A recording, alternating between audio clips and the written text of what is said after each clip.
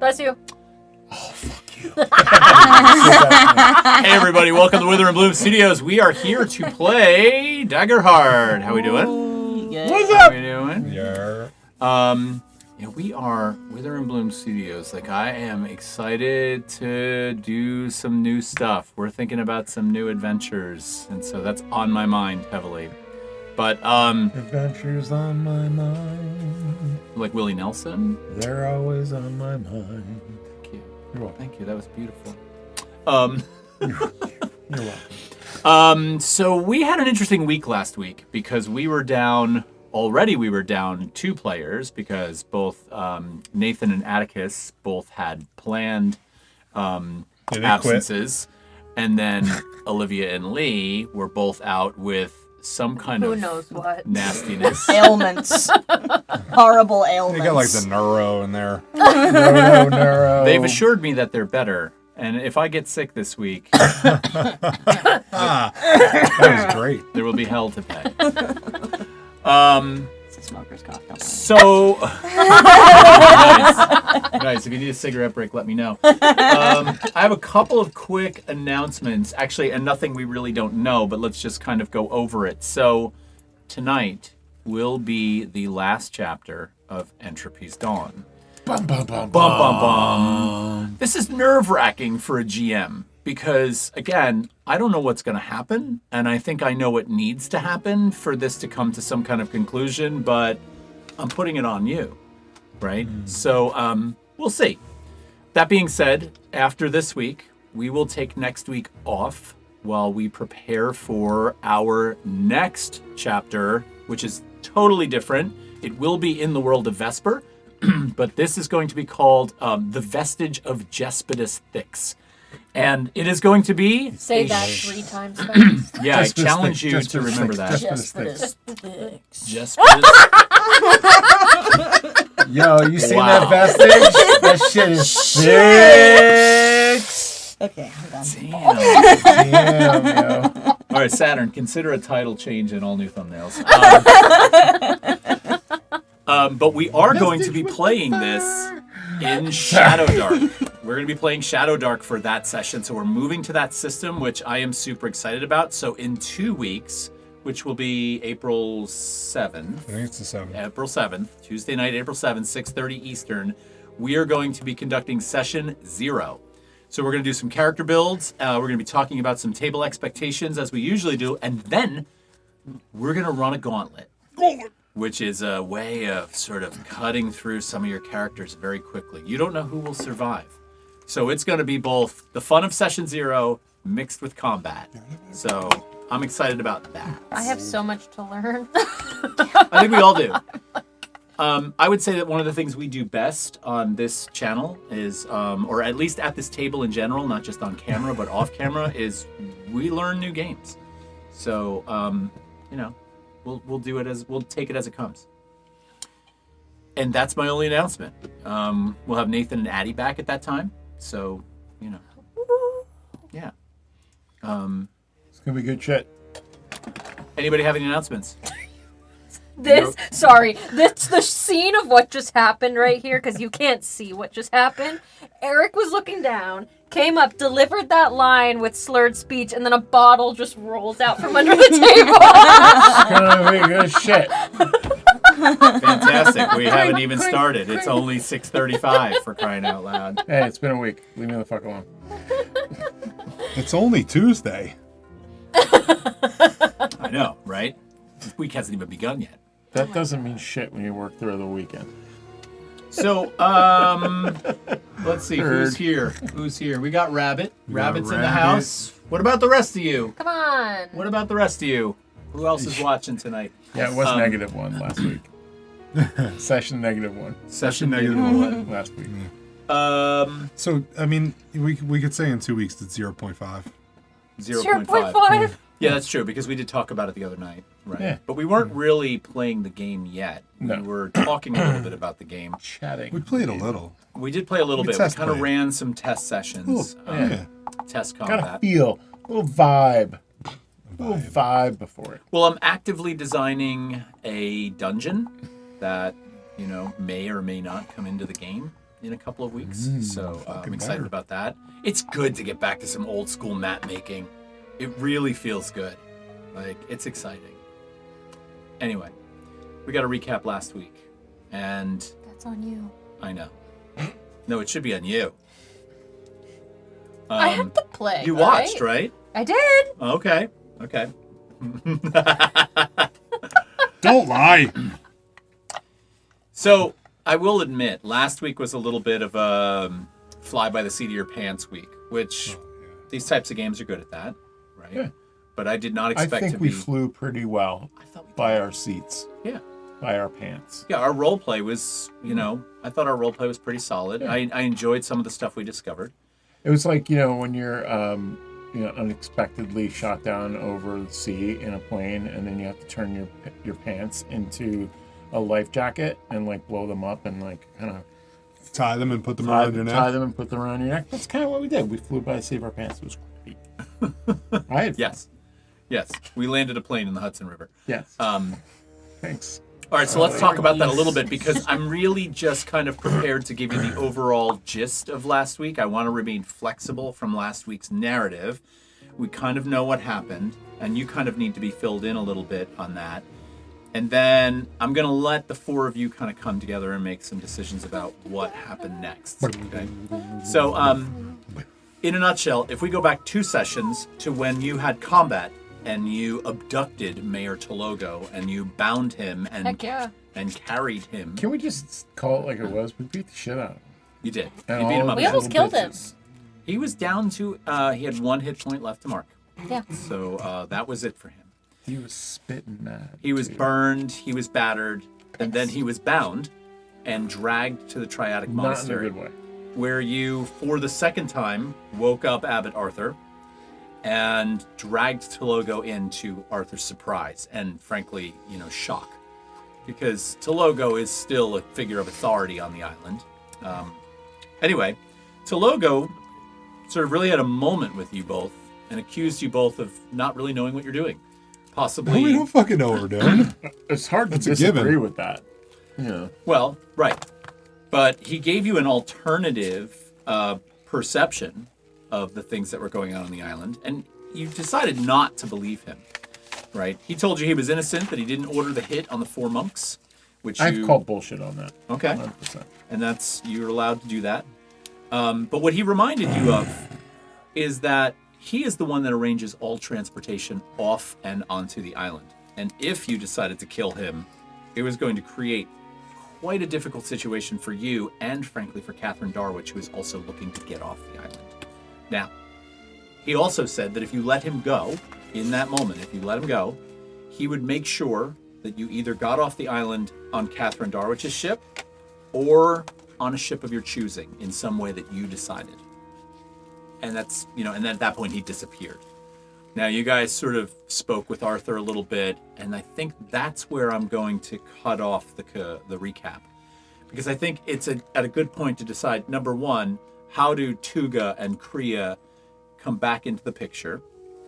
We sort of had them as being there. We didn't come up with a scenario that you wandered away. We kind of were like, you're still there. But I think it's a good point for you to discuss what your plans are going forward. Yeah. Okay, the one thing you kind of missed in the recap that would help them Yeah. Oh, I know. Go is ahead. the whole Yep, I forgot about that. aspect of Abbot Arthur essentially Yeah, he kind of gave us a little nudge in one direction. a little how you doing, go this way kind of thing. Essentially your connection with the devil. Clearly there's something going on with the moon, Requig, Lachage. Abbot Arthur pretty much wants us to play into his plan and take you to Lesage. And he says he can get us there. Oh, so then let's go.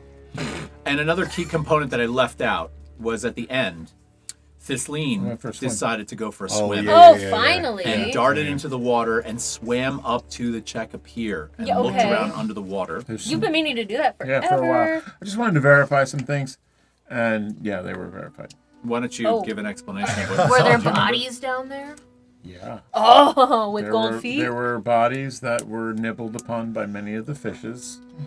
And yes, in fact, there were feet that were goldified. And we got the indication that one of them was native. But Todd painted a nice picture. Okay. It's essentially, what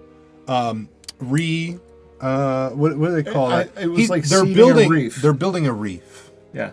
The bodies are essentially building new life down there. Rip They're Nader. they're growing girl. coral. Ooh, and Graylin's in the stuff. house. What's up, Yep. Graylin? Nice to see you. Yeah, so that's basically the gist. Okay.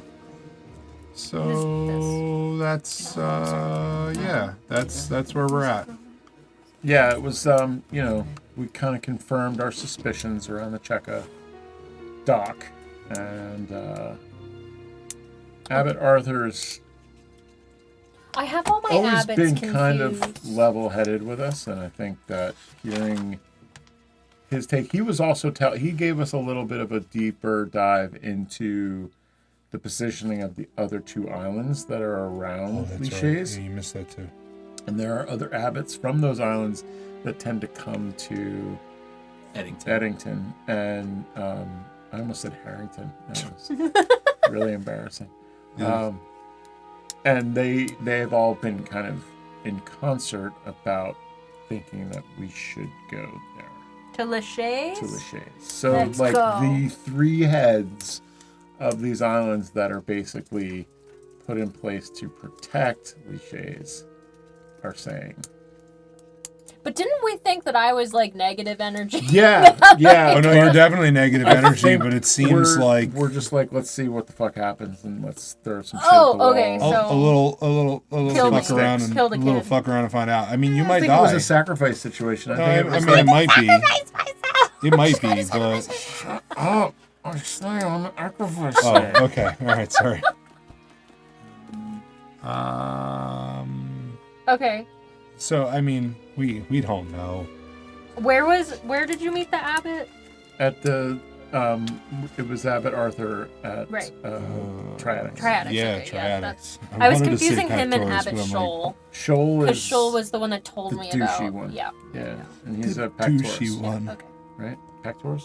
I Or think so. What's that? Where was Abbot was Shoal? at Pactoris. Abbot Shoal was at Pectoris, Yeah. correct. Yeah, so we're with Fuck that guy. Arthur and the guy that was looking at the moon with you. Yeah. The old guy. Yeah, the old guy. My old friend. Yeah, your old friend. Hello, Tuga, my old friend. So that's Come to watch planets with you again. so that's where we are. And Abbot Arthur said ultimately he would get us off this island. Yeah. So then why'd we need the mayor?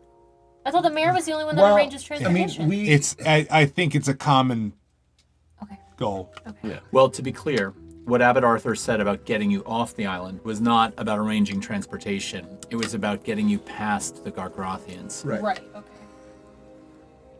Let's go to Lichey. But he Well, also there was also the detail about how there are different approaches to Lichés, and taking an airship puts us at a little less risk from the Gargathans.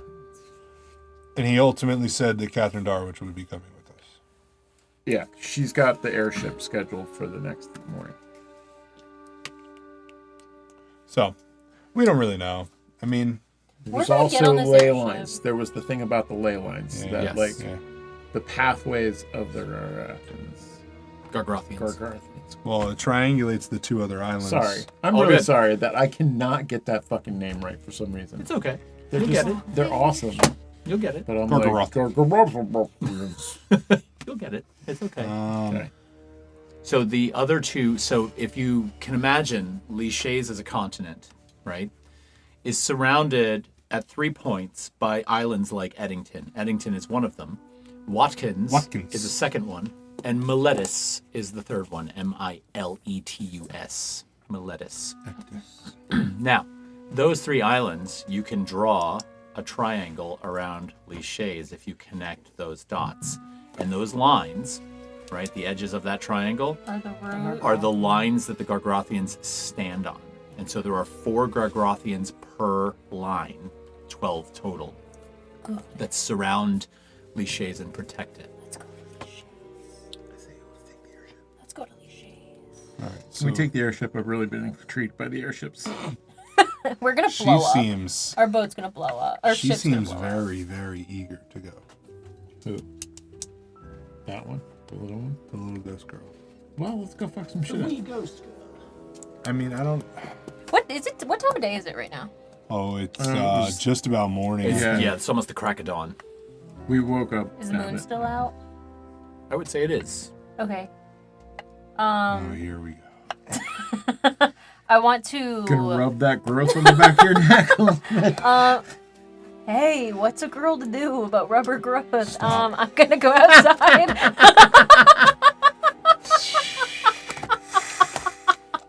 I'm gonna go Timestamp outside. that shit. Or find a window where I can see the moon. And I want to see if the same thing happens if I were to Oh my like. god. Don't like- touch the fucking button. I'm gonna touch the button. You're going to touch the button. Yeah. All right, so you can wander over to one of the large arched windows in the front of the monastery. And the height of this window is high enough that you're actually able to get a view of the sky pretty easily. And Doter's in the sky. And again, gonna crack oddly, the crack in Doter has rotated away from Vesper. The last time you did this, which was just before combat in the same evening, you haven't even had a long rest since. Remember, Doter turned towards the planet. So you stare out the window for a few minutes at the moon and you're thinking about this. And then you reach up to that spot on your neck. And it's almost like you're not even trying to activate something. It's instinctive. You feel a connection here, like a warmth that just pulses almost. And as you reach up and touch that,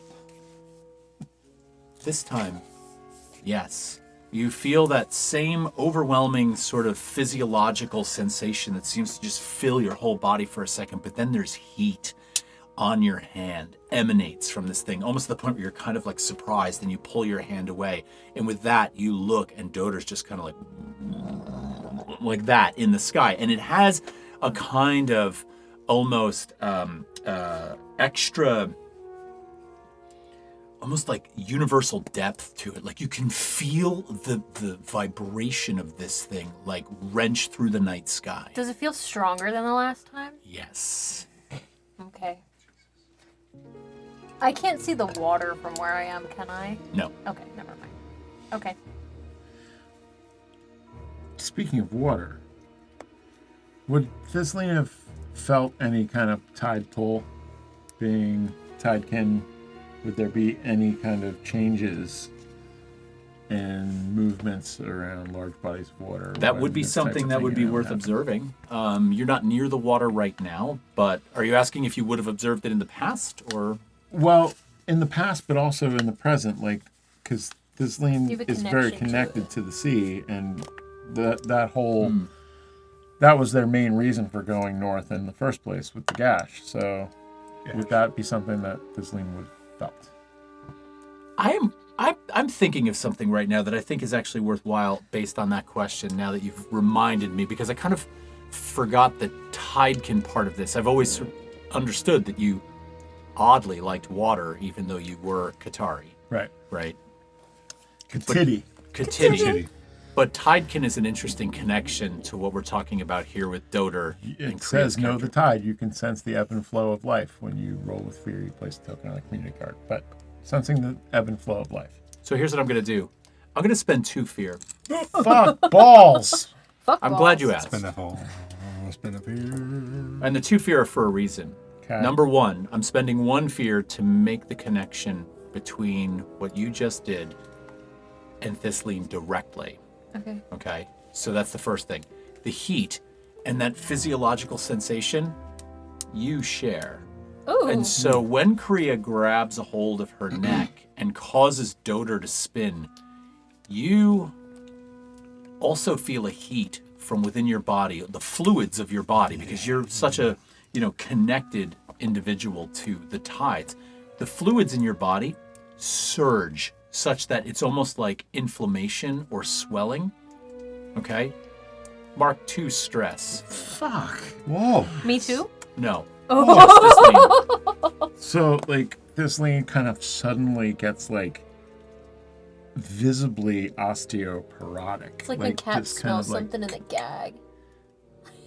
Yes. We're like, ugh. But, like, you know how, like, when a cat is loafed and they look, like, perfectly small, but then they can also kind of, like, put their bat wings out? Like, their Yes. shoulders go out. So, like, that kind of, like, their shoulder blades kind of, like, get a little bit gnarly, and fur seems a little more Ugly. mangy. I would say a narrative justification for introducing this now and missing it before is because the sensation This for was you was stronger, stronger, yeah. right? You probably felt something when it happened before, but did not make the connection. Right. Now you do. And you were at a window? Mm-hmm. Fizzling's gonna approach Priya at the window. I'm looking out the window. Fizzling looks out the window and presumably sees Doter differently than it was earlier in the night. Yeah. You did something again, didn't you? It was stronger this time. I don't know. I felt it. Oh. This lean, roll an instinct check for me. Uh-oh. Since you're staring out the window looking at Doter's presence in the sky, With bullshit. Oh. There it is. That's a 7 with fear. Oh, shit. I'll take the fear. Yeah, of course. As the two of you, and I don't want to interrupt your scene, so why don't you continue your scene and then I'll inject when I'm ready. I don't know how much you heard, but the abbots feel it's time for us to go to the Shades. You specifically to the Shades. I wonder why. Yeah. They don't like me. I don't know. All of How my about that? birds would die if I was I in think that judgment pit. all of our birds would die. Oh, I wish I was there. You're in the room. Yeah, but they're over by the window. Okay. I wouldn't worry about any birds at this point. I think the whole thing is a bit of a construct as it is anyway, but what seems to be the consensus is that it's time for us to go there and see one way or the other what direction this goes in.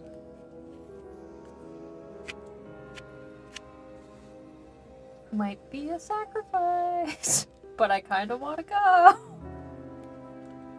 But I also want to know if I can use that to any benefit. You want to use Doter, The moon! the moon. Yeah.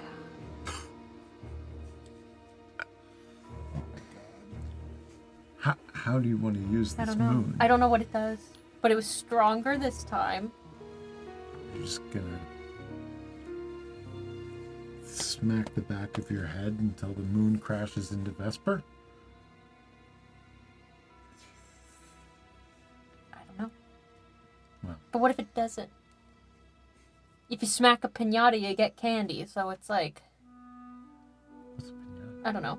I heard about it in a book one time in the way back of the library. Pinata! Do you know what Oh yeah, I think Tutu was talking about Yeah, that yeah. at the time, yes. Yeah. Well, I don't know. I've about had it with this island. Seems like a lost cause. Well, there was also a direction that we were put on when we left the hellscape Mm-hmm. and wound up here, so we might as well see it to its fruition.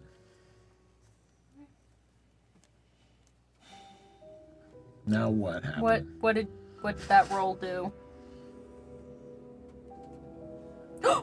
Good job, Thistleen. I knew that I could count on you. Keep up the good work.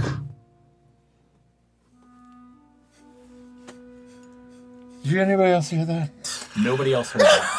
That existed entirely in your head. Just threw my thing over. I look over it and I'm like, how often does he talk to you? Him? Yeah. Did he talk to you? What is it? He heaped praise upon me, saying it was good work that I just did. Convincing me to go to Lichay's. He wants me dead. This is I gonna. don't know that he wants you to go to Lachey's for you to die. I think He wants to he's get there. wanted you to go to Lachey's to continue some type of portal, and some kind of fear is about to drop into a bowl. I'm going to spend a fear. Sorry to interrupt you. You kind of like spin around on your heels momentarily, and Abbot Arthur is kind of just standing between you and just behind you, listening to this conversation. And he leans in and he's like, has he spoken to you? Yeah, this is the first time. And he speaks to you regularly. This is exactly what we want. I think there's a way to draw him out. And this is exactly what I'm talking about. Why are you telling us this? Because If otherwise... he heard our conversation, don't you think he's hearing this one? That's debatable. He's I'm linked not- to me. I'm not necessarily sure... Me now as well. Yeah, I guess. I'm not necessarily sure he can get inside of my thoughts. Besides, as a divine individual, it's a little harder to penetrate through... He's a bitch. What? Nothing. You guys are hilarious. So, keep going. I believe, I genuinely believe the reason I'm telling you this is that if I don't fully convince you that you might be the only way to save Lichay's from whatever it is he's planning, if I don't convince you of that, there's a chance you'll go elsewhere, and then I don't know what will happen. Plus, I'm sorry to tell you this, but if he's connected to you, and you make a decision other than what he expects, are you certain that he can't get to you? He's tried before. No, he hasn't. Because if he had, if he wants you dead, that's like a blink of an eye. We'll see.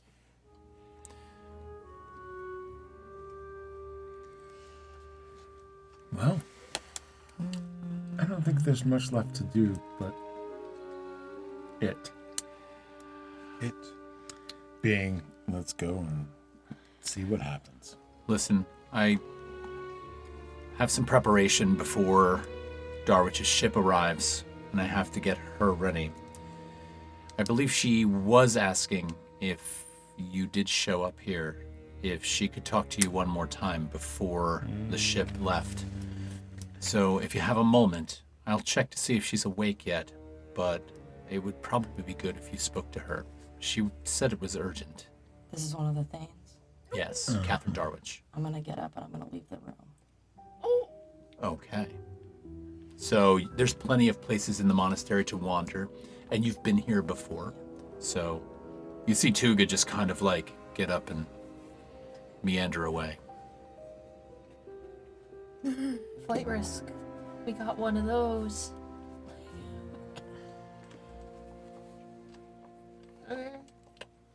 You gonna stay for Darwich? Mm-hmm. Okay. So Abbot Arthur leaves the room momentarily. Probably gone for a good 10 full minutes as you shuffle about, make small conversation about your next moves. And then you hear footsteps approaching. And it's not long before Arthur comes around the corner with an obviously recently awakened Catherine Darwich. She is not her normal, elegantly put together self. Her hair is a little bit messed, although she does wear a rather nicely appointed set of, sleeping attire. She sees you and she's like, oh, good. You're okay. I hadn't heard from you in a little bit and I was worried. I've received word that my ship will be here this morning. How does it go with Von Seal? Have you sprung him? Are you able to get him out? You forgot. I didn't. A few situations have arisen, and we were unable to spring Von Seal. I'm unfortunately not going to be able to delay my plans if Von Seal's unable to make it. I will feel terrible if we have to abandon him. He was last seen at Cheka Monastery, and not a great spot for us to go to, as you remember, how we left it. I've been talking to Abbot Arthur quite a bit about my plans for Lichés. He's filled me in on some of the plans that he's hoping that you will follow through with. What is your plan for Lichés? What do you want from Lichés? What do you hope to gain by this voyage? Same thing that anyone else that wants to go there wishes to obtain. I would like to retire there. I would like to have a chance to set my life anew and maybe atone for some of the things that I've done. Honestly, I'm old. I can't go back to Emberfell at this point. Too much has happened there. Life is constantly filled with interruptions from people who are looking for power or for money, and I've had enough, and I'm done. Long ago, my mother used to tell me about Lichés, and I have always dreamt of going there since I was a little girl. It's been a dream of mine.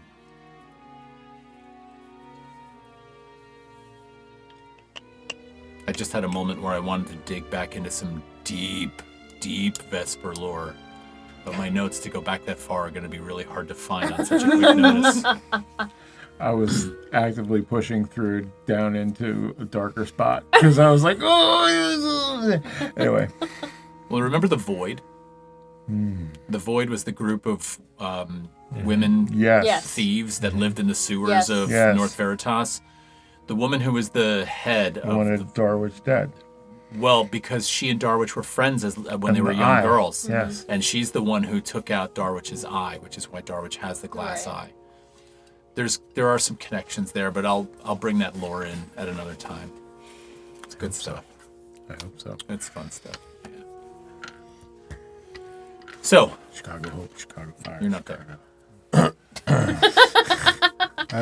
I am really curious though to ask you about like what your thoughts are. So I'm gonna cut to you in a second. So can I count on you? 4. We have at least 5 hours before the ship leaves. I don't know how much stuff you have to gather to bring, but 5 hours might be enough to get Von Seal out of the Cheka Monastery. I promise you, he would make you more than wealthy. We can't leave him here. He may have had some indiscretions in his life, but I don't think the Cheka have good plans for him. I'm worried about his future. I'm worried about anything that the Cheka have to do. They don't have good plans for anyone. Abbot Arthur shuffles uncomfortably and he's like, well, I mean, they mean well. I understand that they're, a little stern. When was the last time you've gone swimming by their dock? I don't swim. Yes. What about swimming? Why would I swim by their dock? That's an odd suggestion. Is there something you know that I need to know? Sure. Oh, there it is. Since you're asking, I'll let you know our suspicions about the Cheka and their dock and their treatment of those who failed their evaluation. They've been whisked away, and their riches have been melted down, cast around their feet, and they're cast into the ocean for them to become a new reef. I see. I've seen them. I've seen the result of these actions. It's not a beautiful sight. Tisleen, could I have a word with you alone? Sure. Who? Could I ask everybody to leave the table? Oh my!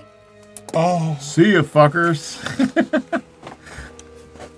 I'm hungry. It is cold in here, dude. I'm not cold.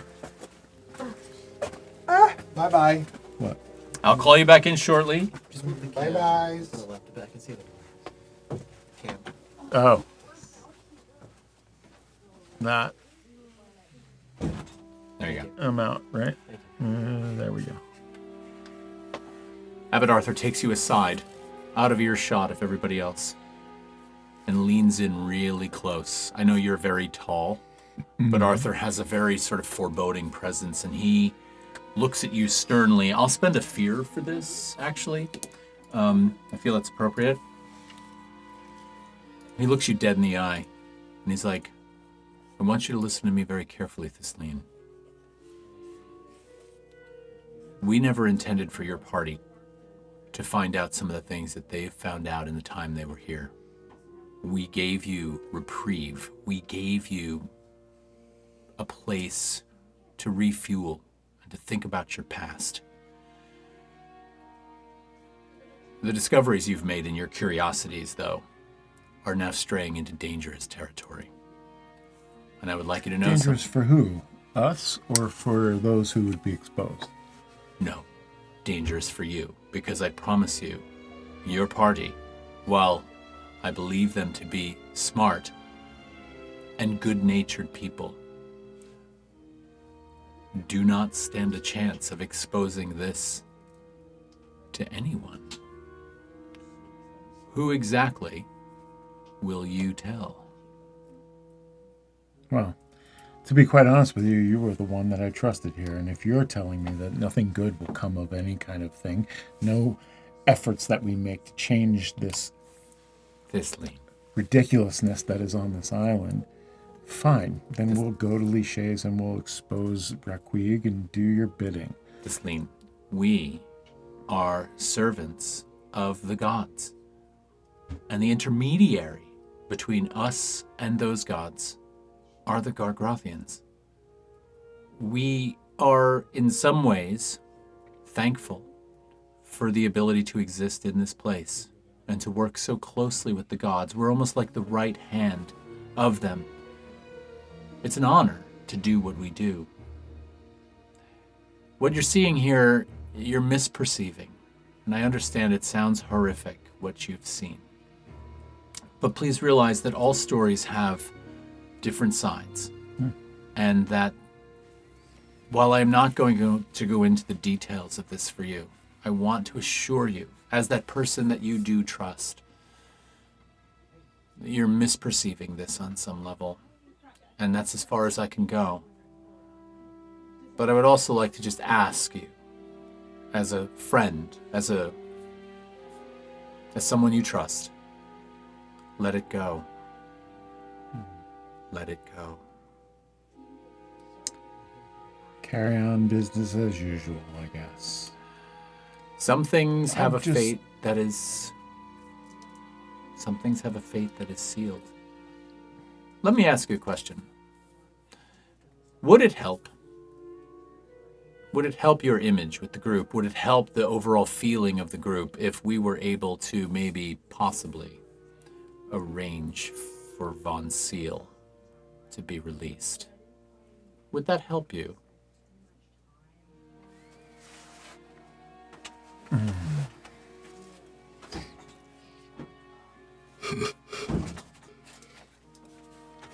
Shut up.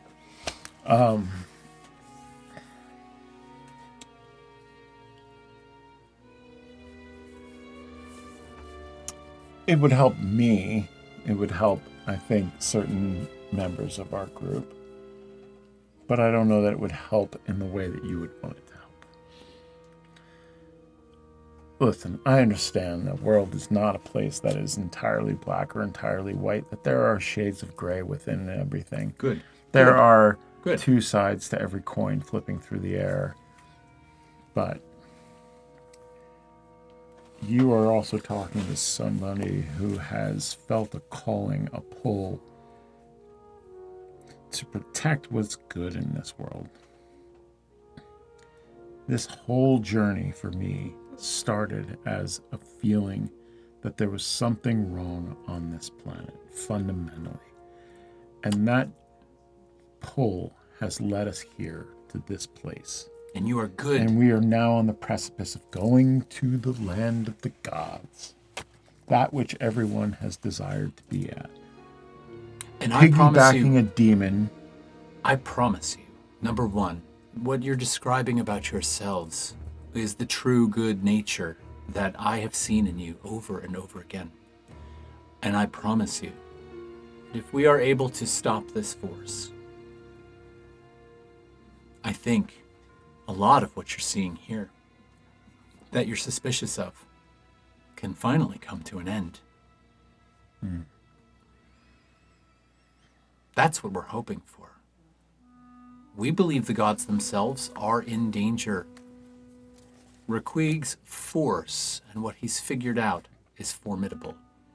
And one of the things that you've seen on this island, one of the very things you've seen, helps to stave off some of that. Well, I do hope that your faith outweighs the perceived shadiness and some of the darker shades of gray that I've seen over the last few months on this island. I assure you, that some of the connections that I have to the divine and the channels that I operate on, I have more information than you, and I can't share that right now. It could jeopardize everything that I'm trying to do to make this right again. And I also assure you, and it's never good to tell someone you can trust them. It's the first thing I often don't trust a person for saying to me. But I need you to have faith in what we're talking about right now. And know that I have never tried to hurt you. I have never tried to deceive you, nor am I doing that now. Well, be that as it may, focus can be shifted, and two different things can be true at the same time. Very much so. You let me know if you think you need Bennett von Seal sprung from the Cheka Monastery. And I will do my best to do that for you. And you think of how you'd like that to look for you.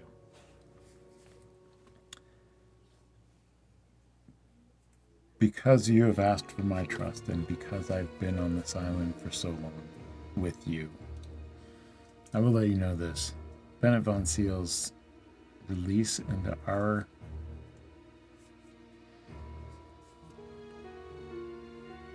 for lack of a better word, custody or protection might not end well for him.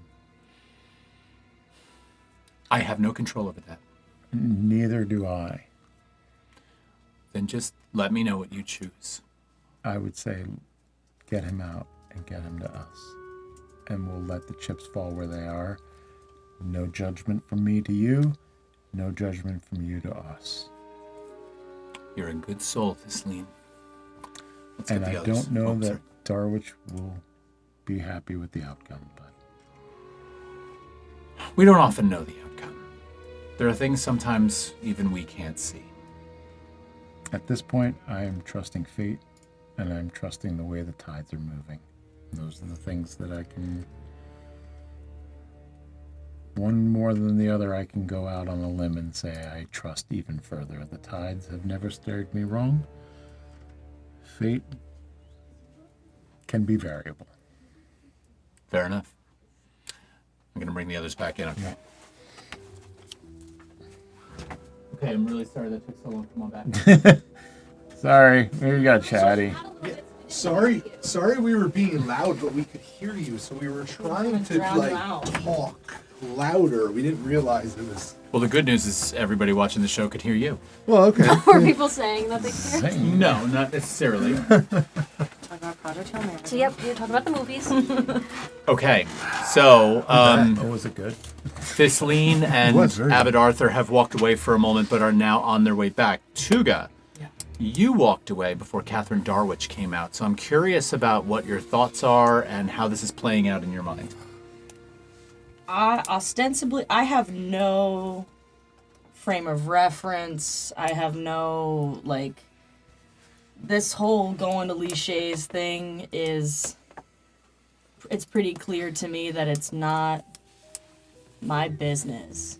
My business is in the Cheka Monastery, in a cell. So I am making my way to the Cheka Monastery, because what have I got to lose? These people are clearly not invested in me and what I want. And I mean, if you're consorting with, as far as my understanding is, right? My understanding is this woman is part of a economic class of people who made it so that people like me are so few and far between that most people have never met anyone like me.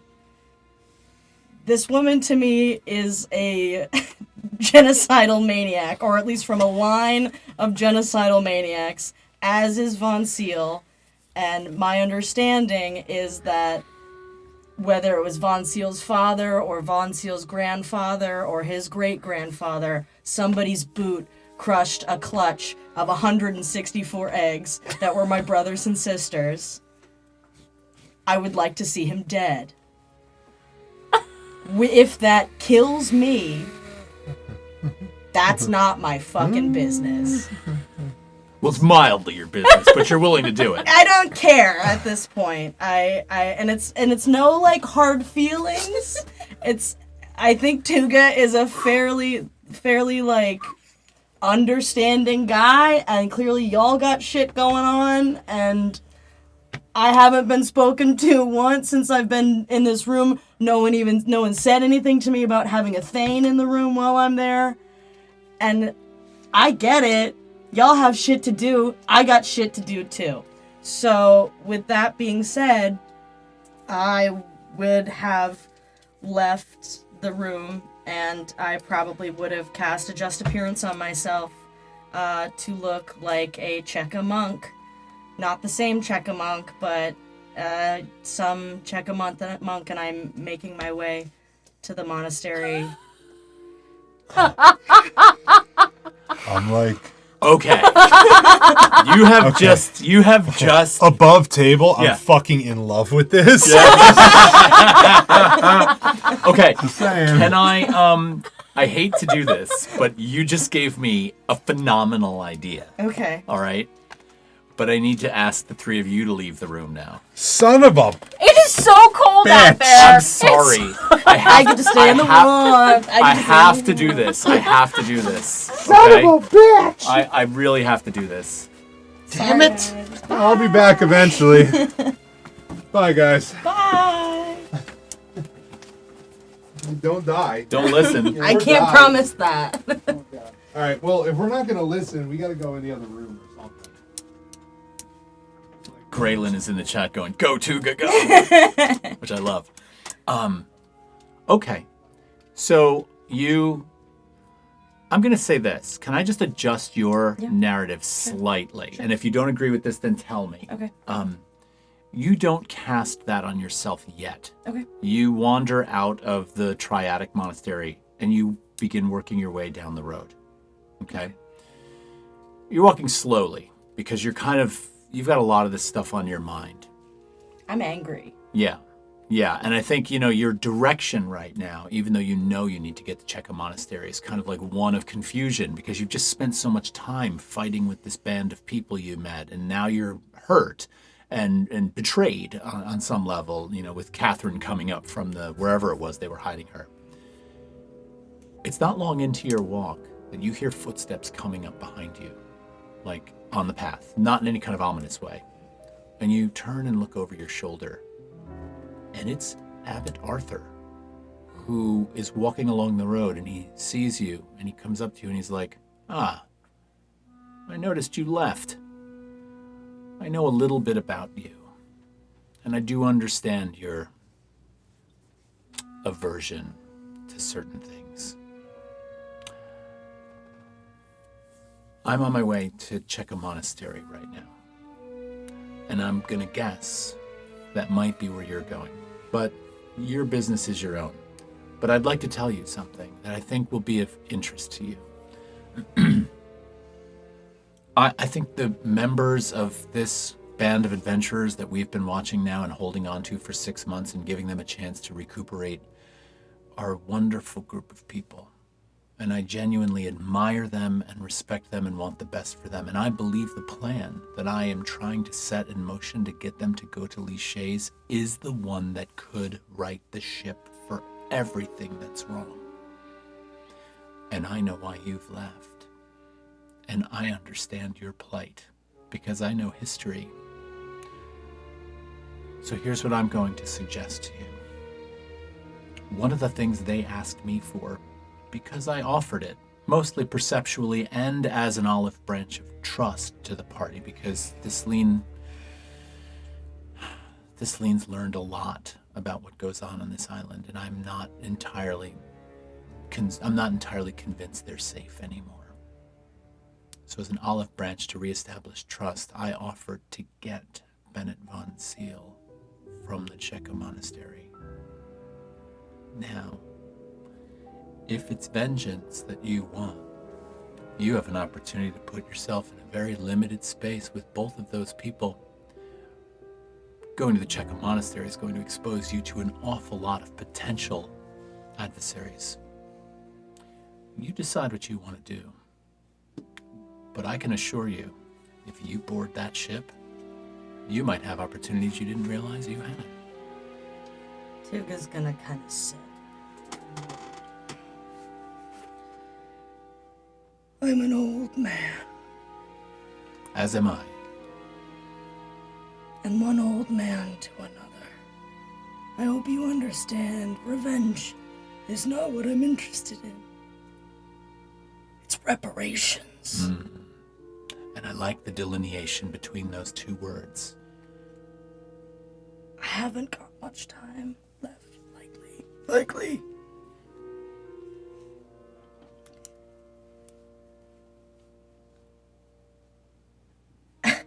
I find it hard to believe a man of the cloth would put a man like myself next to a man like Bennett von Seal, knowing what I want, with a clean conscience. Well, I think that oftentimes divine justice can be something worth pursuing.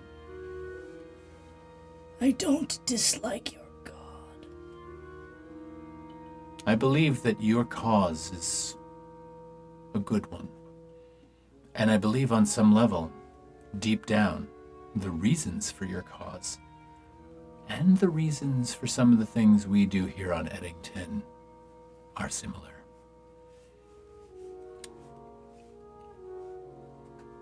When she leaves the room, when I no longer have to look upon that face, I'll come back. But for now, let an old man rest. By all means. I have business at the Cheka Monastery. I would say that it won't be long before Catherine has gone back to her room and making preparations to head out on the ship, so take your time. Anytime you want to return is fine. And if I don't see you, I'll be sure to let the others know that there's a good chance you'll be on their ship with them. Enjoy your rest. As he walks away, I am going to when he's out of sight of me, I am going to cast invisibility on myself, and I'm gonna make my way back to Triads. By the triads, yeah. Excellent. I'll get the others. They're not here. They might have gone around the corner. We went around the corner so we didn't hear things. I poke my head out and you're gone. Yeah, we went home. Fuck this shit. We're out. We went on strike. Enter! Enter! We will continue. We were on strike. I'm sorry, I didn't mean to put you on strike. Unionize. Wait, Oh, that sit hurt. down, I just then sat I'll on my pass you. hand. Are you sure? Yeah, because, yeah. Have you ever sat on like a hand on your vein rolls? Yeah, I hate that. My spell is successful with hope, by the way. I needed the roll. With hope, Ow. mark a hope. Get by I perfect. will do Ow, so. you ever do something that makes your whole body cringe? You stole my blanket! Yes. Oh my god, I'm gonna blow up. Anyway. Back. All right, welcome back. You didn't seem to be complaining about the warmth back there. So, since Kriya and Indexor, you were both sort of out on both of those breaks. When Thisleen is done talking to Abbot Arthur and begins to sort of return to where you're all standing, now Tuga is also gone, by the way. Tuga kind of walked away. You notice that Abbot Arthur puts his hood up and heads out of the Triadic Monastery as Thisleen returns to the group. Currently, Tuga's not with you. And Darwich left too. Darwich did slip away to head back to her room. She said to you, she's like, she said basically, do what you can for Von Seal, and I'll see you at the ship at 11 a.m. And she slipped down to her room to prepare to leave. So, my friends, Oh, hey. I'm gonna let Furball walk around where we are. Okay. Just Put Furball down.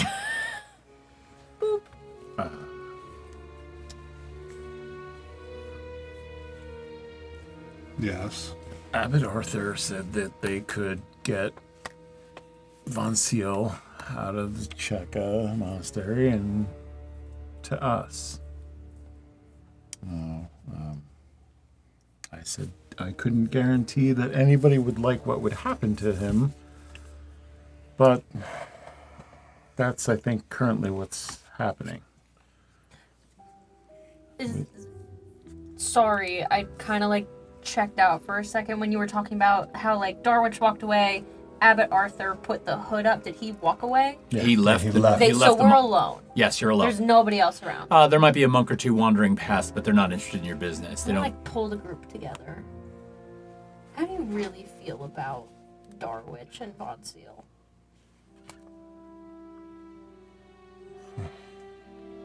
I'm just gonna kind of like elbow Thizleen a little bit and just be like, you first. I have no love for either of them. I don't particularly think that they're anything other than oxygen thieves. Okay. So they both have offered us a considerable amount of wealth for whatever it is they want us to do. You could just bleed them dry of everything. Well, Darwich, I don't know that all of her wealth is here. It's definitely not. And also, Von Seal was judged negatively, and we've seen how things go with the Cheka Monastery. So, I doubt they'll, if he's able to be released, he'll be in tow of his riches. So then how does she keep saying that he's gonna make us so much wealthier? Most likely on the return to Emberfell. And these could just be broken promises. Yeah, but we don't have any contractual And I mean, agreements with honestly, these people. I don't trust either one of them. my original thought after going into that Cheka monastery the first time and getting locked up is, seems like anyone that goes in there rots at the bottom of that fucking ocean. And that's figured what was going to happen to that guy. Well, Abbot Arthur, I don't disagree with you on that. based on what I've seen in that water. But Abbot Arthur says there's a reason for almost everything here, and there's plans within plans, and there's things that we don't quite comprehend or understand, and I quite frankly don't give a flying fuck about any of it. I think this place is cursed under the guise of being a holy place. But I am intrigued about how the reason that we all came together could potentially be carried out and understood in some way, shape, or form at Lichay's.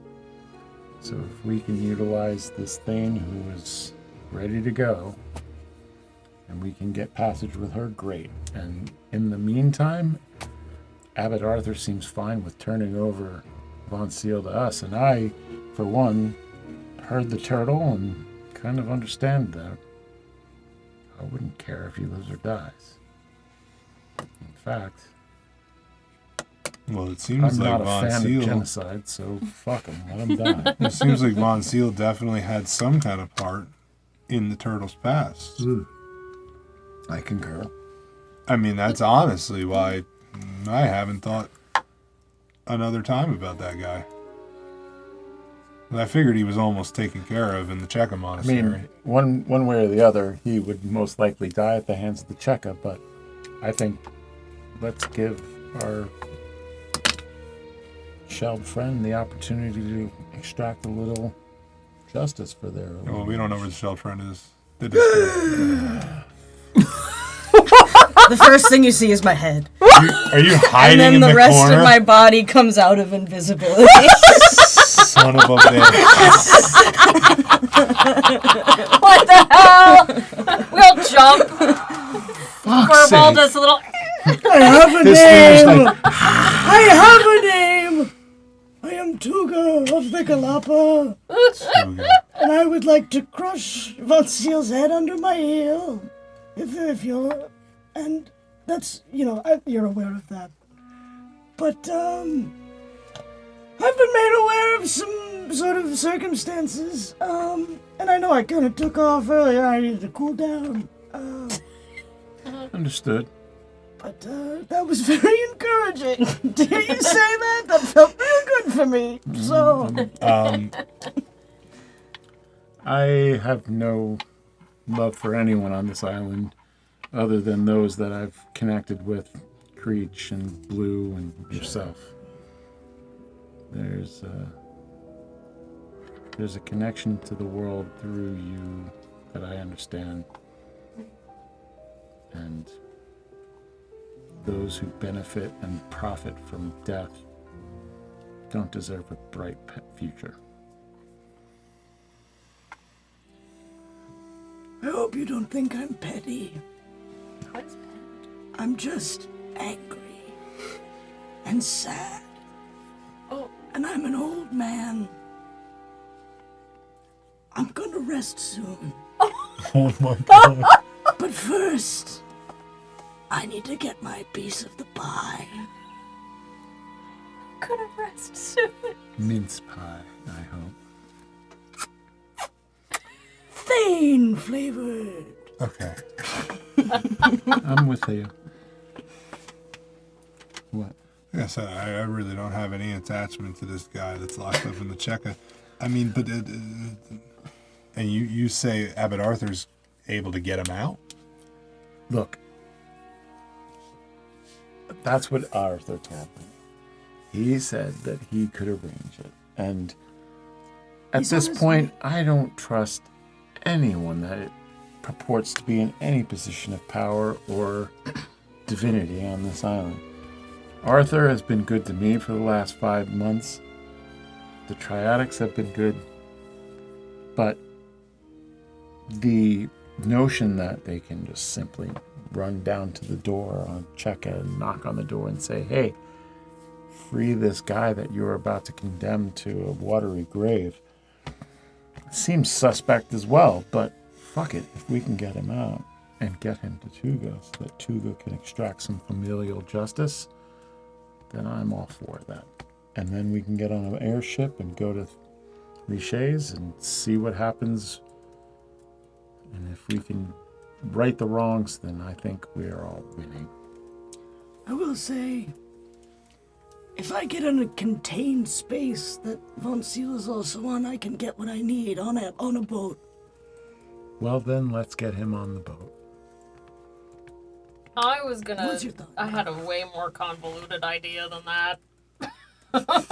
Let's hear it. Sounds Would you like to pretty- share? Coming from I was gonna say, Convoluted can be fun. somebody give me the key to the fucking place. I go upstairs to one of these rooms. I grab some robes. I go to the monastery with that key. I go through the walls. I dress them up, let them out, and bring them here. Or There's just enough corruption on this island that I don't think you need to worry about any of that, my friend. I think they'll just get a. we love can it. all They'll just get relax a- for I the love next the 5 creativity. hours and let him be delivered unto us. We'll let him have a reunion Sounds with a lot Darwich. easier. Maybe we can figure out a way to finagle some of their wealth towards our pockets, but quite frankly, I don't care about any of that. I'd rather see our friend here throw him off the top of an Of the airship. plane. What about the plane? Yeah. Take him out the plane. A I want to crush him dirigible like death. you Do that crush the first. eggs of You- my brothers and okay. sisters. Okay. 164 eggs! That's quite a lot. Let's make a Thane omelet then. Omelet! I mean, if you say your time is short, maybe on this glorious island is the way you want to end that. You know, I never thought I'd have the money to retire, really. Could be nice to take a nap. A The long long nap. The longest nap a man can take. Anyway, We have a I mean, but, suicidal turtle. not suicidal. Geriatric. Shit. So, More like one of the ancients from the do we Dark Crystal. do we really think Abbot Arthur's gonna come through though? Let's see. He's the one person on this island that up until very recently I've trusted almost fully, but I mean, I don't trust the mayor at all. no. Is Abbott a particularly large guy? He actually is. He's got some girth. Yeah. I have an idea, but it is so bad. Wait, Abbot Arthur or Abbott Abbot Arthur. Shoal? Because isn't Arthur going to get him? Yes. He was on the way to the checkout. Yeah. What's your thought? idea? Listen. Go ahead. I kind of want to see what this is like, how he's going to get him, and how, they're just going to hand this guy over to him. What if I tagged along in a way that is not super morally correct? Say more. Say more. Are you talking about ghosting into Abbot Arthur? Come on, that's gotta You're feel gonna go weird. inside him? That's gotta feel weird. What? He's gotta I mean, feel that. Raquig knew when you were inside of him. But that's for Queen. Rachel, yes, Rachel knew that I was inside of him. But that's him. It You could were, just feel like you were inside of the Blight Father. yes. You were not inside of Raquig. Raquig. I was inside the Blade Father. Oh, yeah. My But- bad. Sorry. It'll just feel like a little indigestion. I got my penetrations mixed up. Stop! Oh, he says penetration and you're offended. I say penetrate and you're like, yes. It'll feel like a little indigestion. Well, that came from the GM. Listen, I Could try to how blue could see through the eyes? Maybe I could try to do that. But different. I will say this. Abbot Arthur did leave the room. I would have to go. I would have Listen, to find him. Here's the one reason I would say that might not be a great idea. It could give a gateway to someone else But who it's has so much been. Well, then, far be it from me to besmirch you, your fun little one. But know this. The one that we are most currently dealing with might see exactly what's happening, so could be not so beneficial for all of us. Question. No, you first. No, me first. So when you go ghost mode, Rigatoni can clock in, Son or of a bitch. I don't know. we don't know. I don't know. Tony. I just broke my pen. I don't know. I go ghost mode a lot, Yeah. so I don't know. Does he like?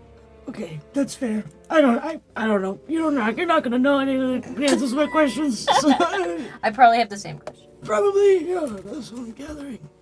from Rachel. Yeah, Rachel. She's a bitch. She's a fucking bitch. Your turn. So what do? You gonna do this? I can go with you and play Point Man. Unseen Point Man. You're pretty big. You wanna go inside me? I wanna get in my shell. Come on, it's like Grandpa. Stop. Wait. Listen, if you're gonna go sit on invisible Grandpa's lap, Stop. No, please don't. it might just man. it might just be weird enough that it would work. Wait, can you? Here's what I will say to this. You were just a ghost yourself, pretty much. Pretty much. Can you do that to someone else? No. Oh, well then. Fine. Sorry. Look, my thought is that if you were to travel in a moving, living vessel, as it were, perhaps Tuga might be the better option, cloaked in invisibility, rather than going into Abbot Arthur, who could reveal We could do that. something to You the got room Dark in One. there? Oh, baby. Did you see how much money I fit in there a couple days ago? Oh my gosh. Okay. Okay. I like it. Okay. I'm gonna stay silent. I want to know what the fuck they come up with now. I know, now we just eat popcorn. Yeah, for no. the rest of the We're just sitting here just fucking. This is like bosom buddies. This is like All right. Bonbons, like. I like the Ooh, plan. what's fun? I like the huddle that you called the group into. Yes. I like the plan. I'm going to grant you advantage Yes! on a roll. Yes! So, Oh, jeez, Oh, don't lose it. I'm crow. Is this? This is so inappropriate. It's a rabies tag. Unbelievable. Unbelievable. Yep. Is this the How long current were you one? holding on to that back there? It's Being warm. when all can night. I know. I've been waiting. I've been waiting. It's warm. it's been Yeah, rolling. I've been it holding it in across my his hands. fingers, When can I? Rolling Can I? rolling it back and forth like David Yeah, Bowie in like, this has Labyrinth. got to go soon. When am I gonna? I would just like to give credit where credit is due. May I give credit? Yeah. Your brother brought that. Oh my god! Whose is it? It was a. Oh, that's ancient. It's 2010. Can I have it? Yeah, you can have it. That's It's so going on my funny. keys. It's gonna go on my That's keys. so funny. You've been vaccinated for rabies. Okay, It's so 2010. Yeah, it says 2010 on it. Damn. Alright, so I gotta. So go. you go ghost. Yes, I'm marking a stress to go ghost. May I? I can't poke you actually. What? I can make someone else invisible. No way! I wondered that. Yeah, choose yourself I or don't an have ally. invisibility. I should have read my my Make me spells more invisible. carefully. Yes. Make me invisible. I'm already a ghost. I James. can go through walls and be Oh, and I need to- invisible. and I need to mark a stress. Oh my god. Yep. Okay, I'm Yep. gonna make. Do you have to stay within a certain distance of me? You're just limited to the amount of actions you can take. I already Yeah, can only this take is- minimal actions. I have to spend to act to So- interact with the material plane. Sorry. So, no, you don't. But you can only take 4 actions. What is classified as an action? Good question. Yeah, so it's loose in this game.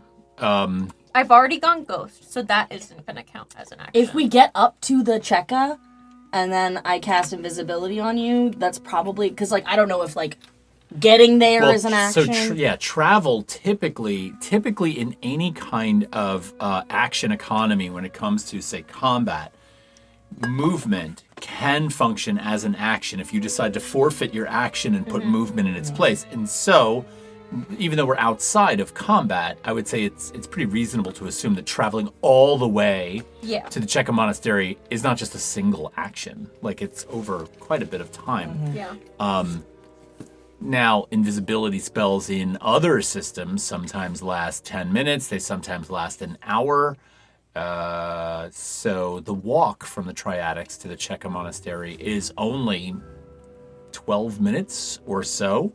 So how about we say this? If you'd like to be invisible for this, I think it's reasonable to say at least 2 of the 4 actions would be consumed by just getting there, Okay, leaving so you then- 2. What if I wait until we get there?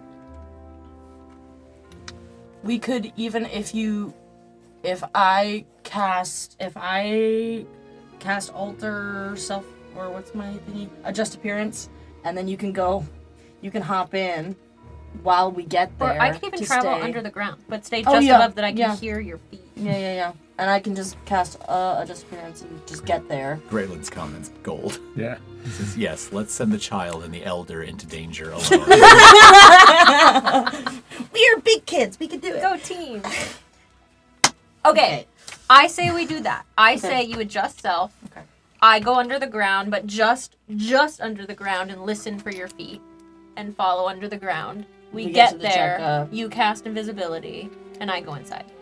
But we gotta go because Yeah, we gotta go. Arthur's already cooking with gas. We gotta go. Okay, let's go. We're going. All right, so let's We'll be let's fast forward. Yes.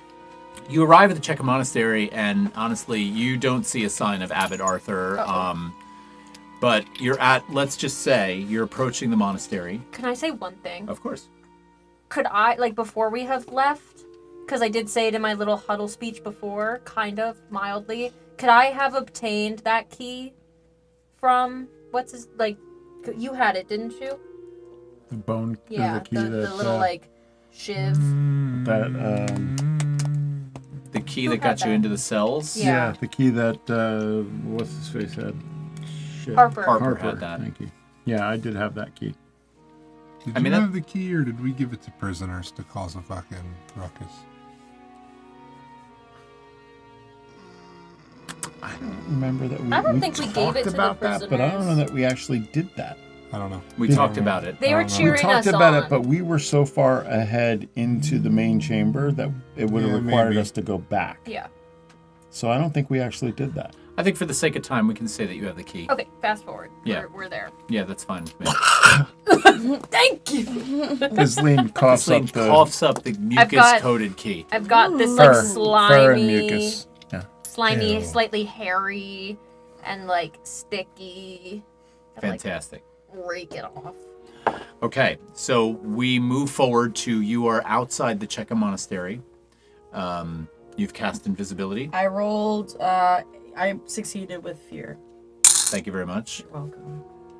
I'm invisible. And why wouldn't you succeed with fear? I mean, you know how to cast the spell, but you're about to embark on something dangerous. So the overwhelming feeling, the feeling of the ominousness of what you know about the Cheka Monastery and what you're about to face, the potential danger is, kind of foreboding. What are you going to do? No sign of Abbot Arthur. No, Abbot Arthur is not in your view.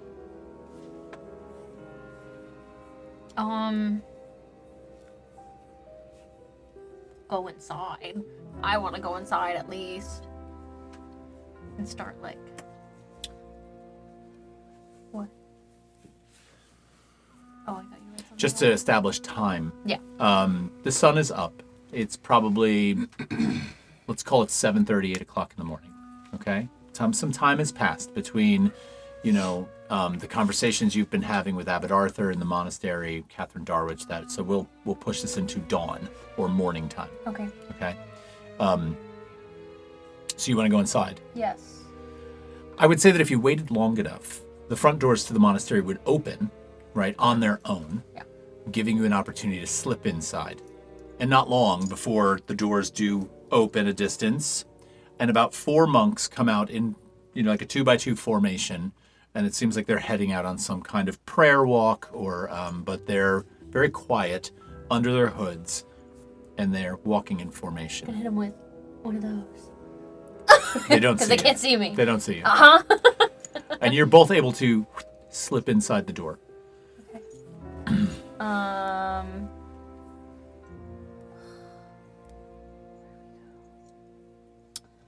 Down. Alright. Would I know the sort of like basic direction of the cells? Yeah, you all would because Yeah. you've all Right. been in them. Yeah. Right? Yeah. So you Yeah. remember But we if you- didn't see him there. You didn't see him there. No. Okay. Did you see into every cell at the time? We saw into a chunk of them. Yeah. But we have, like, Blue had described it to us. Okay. Okay. Okay, so I'm going to say this. You're invisible. Yeah. You have walked in. Yes. Action number 1. Okay.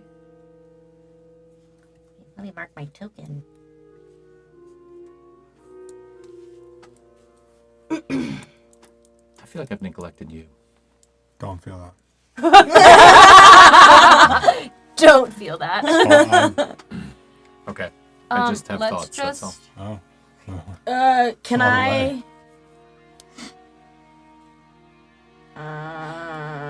Was there when we went through into when I went through into Harper's cell?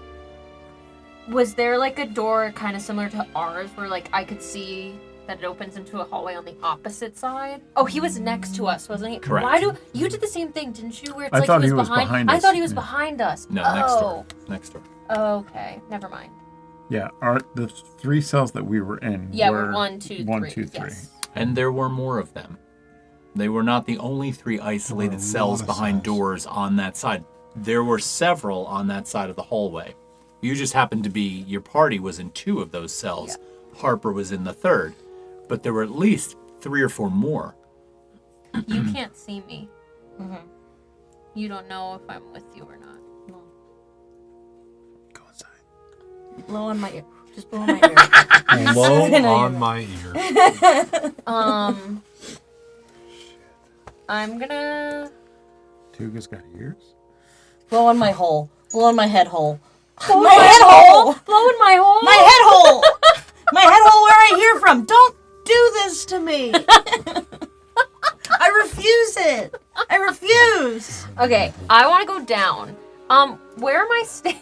Where are? Okay, we just entered the monastery. Correct. So when you enter the monastery and you're sort of in the sort of this sort of central foyer area, which opens up into the larger sanctuary, it is down the center aisle of that sanctuary towards the back where these little radiating cathedrals are. They're smaller, like little not cathedrals, chapels. Yeah. Smaller, like radiating chapels around this room.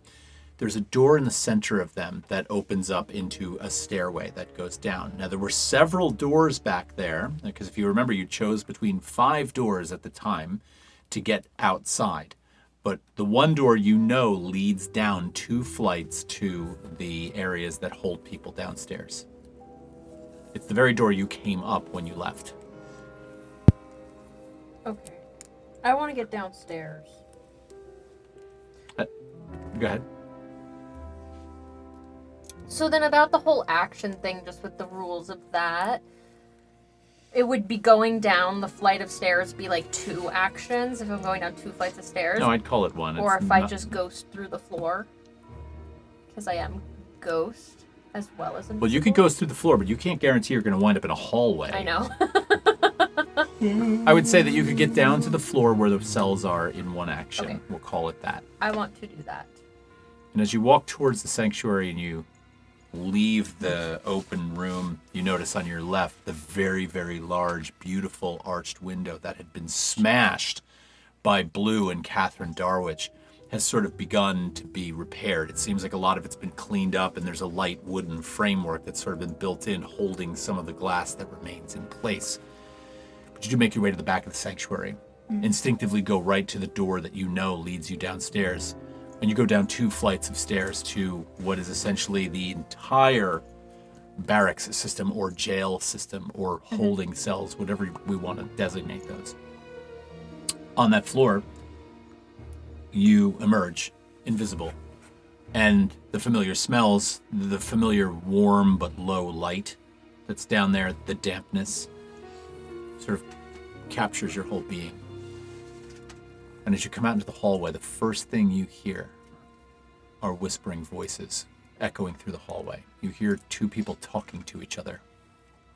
Does it sound familiar? As you listen, you notice that one of them is likely Abbot Arthur. Oh! I'm going. I'm going. All right, so you work your way down the hallway a distance, and as you get closer, you see two figures in the shadows speaking by a door. Abbot Arthur's familiar figure is there, and beyond him you see a cloaked figure of what appears to be a Cheka abbot standing there. You listen.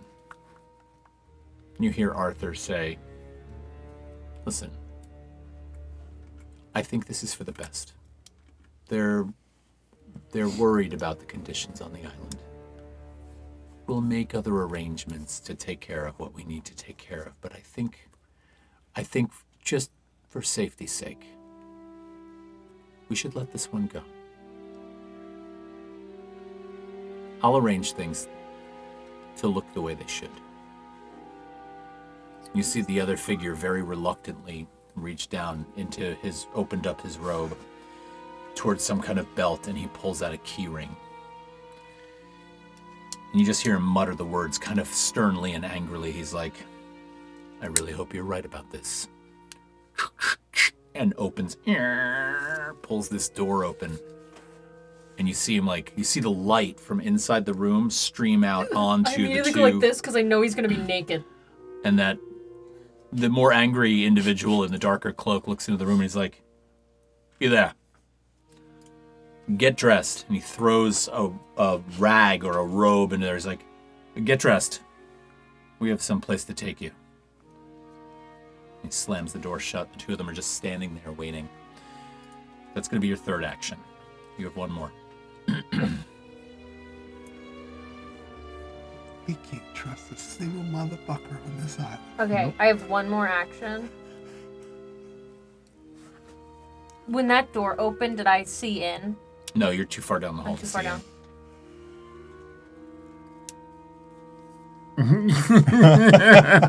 Literally, yeah. I'm gonna hold it for a second. I want to wait until they start to leave with him. Okay. I'm just gonna linger and listen. And we'll push the fast forward button a little Yeah. here because it's not long before you hear a rap at the door from the inside. Yeah. He pushes the door open and he's like, "This way." And you see Bennett Von Seal come out. He's kind of stooped over, like he's kind of in a little bit of pain. He doesn't look well. He's very pale. He's wearing what appears to be a Cheka monk robe, which doesn't fit him well. He's tall, and the Cheka monk robes tend to be a little bit more short in stature. And so it kind of hangs on him rather tight. But they lead him away. And they both walk right past the two of you going down the hallway. And you kind of step out of the way as they go by. I'm going right into his cell. And for my last action, before my invisibility wears off, I first, no, that would be an action, so I'm going to wait. No, I'm going to go right in, and I'm going to get around a little corner, in the door, and my action is I'm just going to start to fill my pockets. Any surface of myself that has any type of any holding is getting filled with whatever is in that room. Okay, and there is treasure in that room. There's considerable gold in that room. Roll an instinct roll for me. I know. Are you in there also, Tuga? I don't think I would have gone down. Because I'm you're just still disguised as a monk. I don't know how I would have been able to get Oh, that's down true. there. You were disguised, and Yeah. Kriya was invisible. Yeah, Gotcha. I don't know that I would have been able to. Gotcha. Was this on my next roll? It can be Just to hold? It can be on any roll you want. Do I have to use it before I roll? You have to use it before the end of this campaign. So, okay. Oh, yes, you do have to use it before. Yes, you have to decide to use And it for the roll. It's a 6? It's a D6, Okay, yes. I'm gonna use it for this. Okay. You're like immediately. Yeah, I'm using it. Spent. I critted! I didn't even need to use it! I critted with 12s! Oh my god. I critted with 12s! You see that? I watched it. I watched it happen. Double 12. Very nice. I used it, so Congratulations. should I add my 6? It's a crit, it doesn't matter. Doesn't matter. That's a shame. So I first of wasted all, it. erase a stress and mark a hope, please. So that's a super bonus. Give me that hope. Okay? Oddly. How do you got so much hope? I'm full. I'm full of hope. First of all, I have a question for you. Uh-huh. You are actively filling your pockets and filling up what your small child in ghost form, right? Are you in ghost form? Yes, I would have spent 2 hope, You so have I'm to only going spend to gain two- the 1. Yeah, you have to spend 2 Yeah. hope to interact with the physical world. Where's Orlith, the statue? Are you carrying that? What are you looking at me Did I for? I have a carried weapon? her out of the half roast, but Did I say I had her after the battle? I feel like I would have had her after the battle. Pretty sure. Yeah, I probably have her Okay. in one of my things, so I don't have all available pockets. Okay. I'm just trying to calculate a few things here. So for your crit on your instinct roll, you're scanning the room very quickly and rapidly trying to fill your pockets with as much treasure as you can and get out of there super fast. And on that crit, you scan the room and you spot something that you overlooked at first. But, you know, this stuff is heaped in corners. There's a couple of barrels with lids on them, and there's things piled on top of the barrels, a few sacks. There's a candelabra that looks like it's made out of solid gold. All right. But there, hidden behind the candelabra, tucked neatly between the bag and the candelabra, you see a glint of deep, shiny black in this sort of darkness, even though there is one lantern lit in here and you can sort of see. But you see the reflective black surface of what appears to be a small statue. And so you walk over to it and you're interested because statues, obviously. And as you reach down and pick it up, this statue is very small, much smaller than Orlith, probably about this big. The stone it's made out of, whether it's onyx or obsidian, is black and almost luminous in its blackness. It almost like holds its own light. It is warm to the Devil Girl touch. needs that. And it is a statue of what appears to be, it's a humanoid figure. I will say this. It is a humanoid figure with a very sort of noble but helmet-like head, almost like a statue of a statue. And I'm not going to say it's nondescript. It does have what appears to be a tunic that flares out at the bottom, slightly open in the front with 3 buttons. In its hand, it just holds what appears to be a mace. So it's got this black onyx mace that sticks out of its hand. And the legs drop down and almost flare out. I hate to use the reference, but like a bell bottom at the bottom. And those are the bases that it sits on. There don't appear to be feet, but they just flare out at the bottom like legs. You may take it. I'm gonna put it in the baby Buren that Furball is usually in, but I had let Furball out of. I don't. Furball's back at the tryout. I don't have Furball You on don't. me. They don't. Okay, so you're grabbing all of that stuff. You've got this statue, which you know nothing about, and you're going to make your way out, I'm assuming. I think what I'm gonna try to do instead, of like going up the stairs and traveling through the monastery,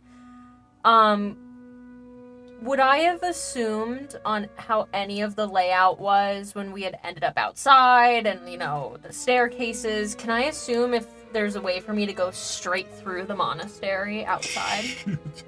Straight through the monastery on the level you're on. Like, if I were to go out and up. You can certainly try. I'm gonna certainly try. Well, what I'm going to have you do then is I'm going Aren't to... there little windows? Is Oh, this the one down with on those this little level? windows? Yeah. Okay, so no, that's the level above you. Remember you went down 2 Yes, floors? yes. The level above you is the hallway that has the glass in the ceiling that Okay. is basically the So I would outside probably go ground. up and then find that window and use that as a vantage point to be able to go. don't know why my soundtrack is glitching out. It's because I found this fuck-ass statue. Yeah, your statue's haunting us. Hang on a second. Yes, fuck ass. Oh, fuck ass statue. Girl, I need a nap. I'm out of stuff to do.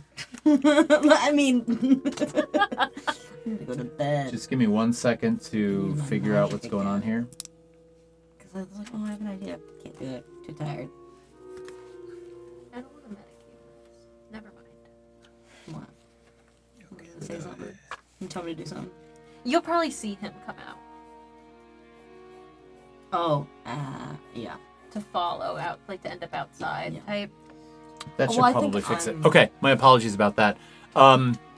So I would want to go like up one floor to see that window to kind of see like, Yeah. okay, I need to go like this and kind of make that mental map. I think this is very doable, given your ability to pass through ground and stuff. So you do eventually find yourself back in this front section of the monastery where Tuga's kind of hanging out, familiar robes on, just kind of like looking back and forth. So I'm inside. Did you want to come I outside? wanted to go outside. Okay, so you're outside. Or if I came up inside. Oh my god. Heck. Can I roleplay it a little bit differently then if I come up inside? Yes. So I come up inside, and I want to try to lock eyes with Tuga from across the way. I'm trying to nonchalantly but very chalantly get your attention. Nonchalantly, but very chalantly. Yeah. Lock Wonderful. eyes Wow. with you. Yeah, I mean, if I'm allowed to clock, I clock. I think it's pretty safe to say that you're going to be able to reestablish your connection with And Tuga. I'm like holding my pants up like this because they're weighted You down. weigh a ton. I am heavy, and I lock eyes with you, and I'm like, let's go. And I'm gonna go through the wall to go outside. Okay. Over here. I'm gonna walk in the All right, so the two of you slip out, and you begin to make your way back up the road towards the Triadic Monastery. And I'm holding my pants up. Would you like I can't trust. We can't trust anybody on this island. Arthur? Uh, No. no. Mm. He said some weird things to the Cheka Abbot. How weird? How? To fix our little problem. And as I let go of my pants to do air quotes, half of them start to fall down, so I pull them back up. Oh, is there anything you want me to carry? Dude, it would take too much time. We needed to get back and we need to tell everybody else.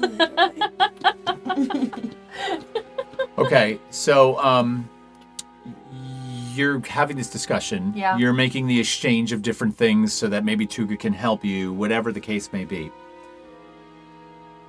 And the last thing I'll say is, as you're walking up the road and you're rounding a long bend, you see two figures in front of you walking in the same direction you are, but considerably slower since the two of you are making haste. And you see Abbot Arthur and Bennett von Seal hobbling up the road, making their way towards the Triadic Monastery. And we're going to take a break. We're going to take a bathroom break. I We're want to not know gonna... how much gold I got. I will tell you after the break. And since you're little and you already have some things on you, I don't think that number's going to be as impressive as you think. But we'll roll some dice. You should let the crit roll over. You found a demon statue. I did find a demon statue, but I also want money.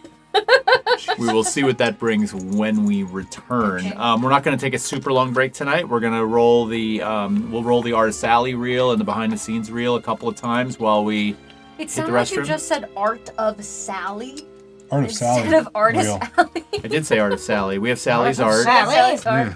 This was crazy. All right, everybody stick with us. We're just going to take a quick break. We'll be back in a few minutes. We'll roll some reels for you to see, some great artwork, and we'll see you in a few. If you haven't yet subscribed to our channel, this is a great time to go down there and hit it. We'll see you in a few.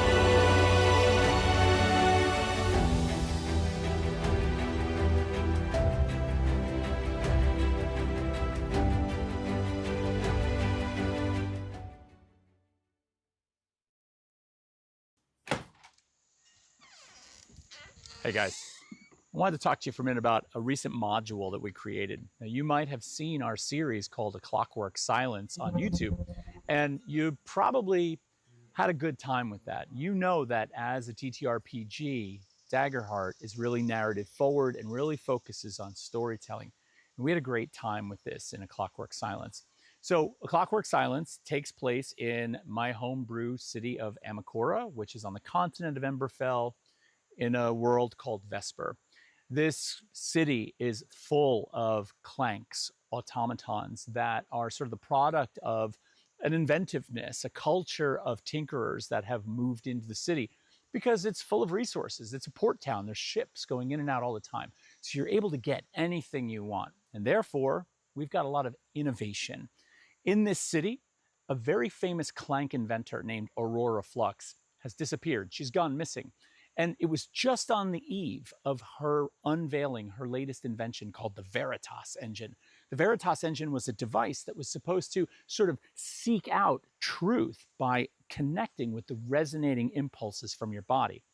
But what Aurora didn't realize she had done is potentially created an engine that gave sentience to clanks, something she's been seeking for a long time.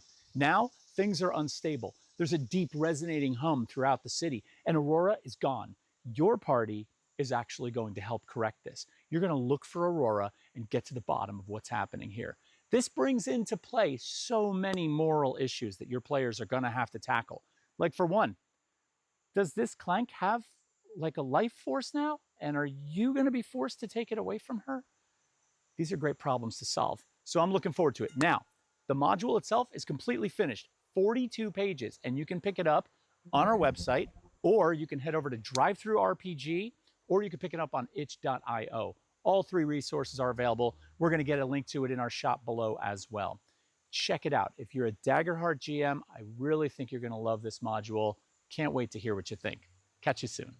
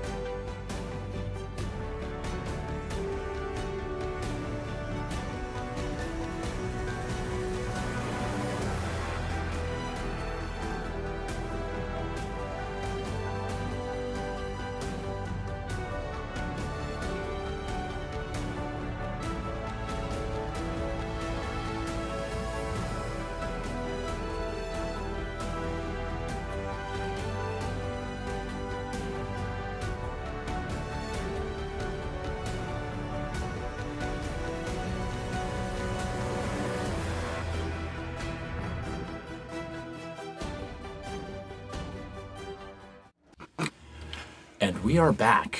Thanks for sticking with us through the break. We really appreciate it, and it was much needed. All right, so when we left off, we were dealing with Kriya and Tuga, and coming back from the Cheka Monastery, loaded down with gold, a newfound statue. I don't know how much gold. And, oh yeah, we were going to figure out how much gold. Well, let's do that, shall we? And we'll figure that out for you right now. Indeed. Okay. Not bad. Hang on, I'm going to add a little spice to this. Love spice. Spice. Oh, I rolled a d4 and I rolled a 1 on the d4. That's going to Not give so you... much spice. Oh, that's not Not good much at all. spice. All right, let me fix that. Hold on. That's not really fair. Not much. All right, spice. 390 gold. I'll take That's that. pretty fucking spicy. 390 gold. I'd like to shift the camera. I'd like to shift the scene over to Indexor and Thisleen. Now, they've been gone for quite a while. And you kind of finished up at the monastery. So what would you have done at this point? Would you have left the Triadics? So, okay, go ahead. So my idea was, after they left to do, the crazy B&E mission that they were working on, I think after they left, I would have just kind of like, went over to Thisleen and just been like,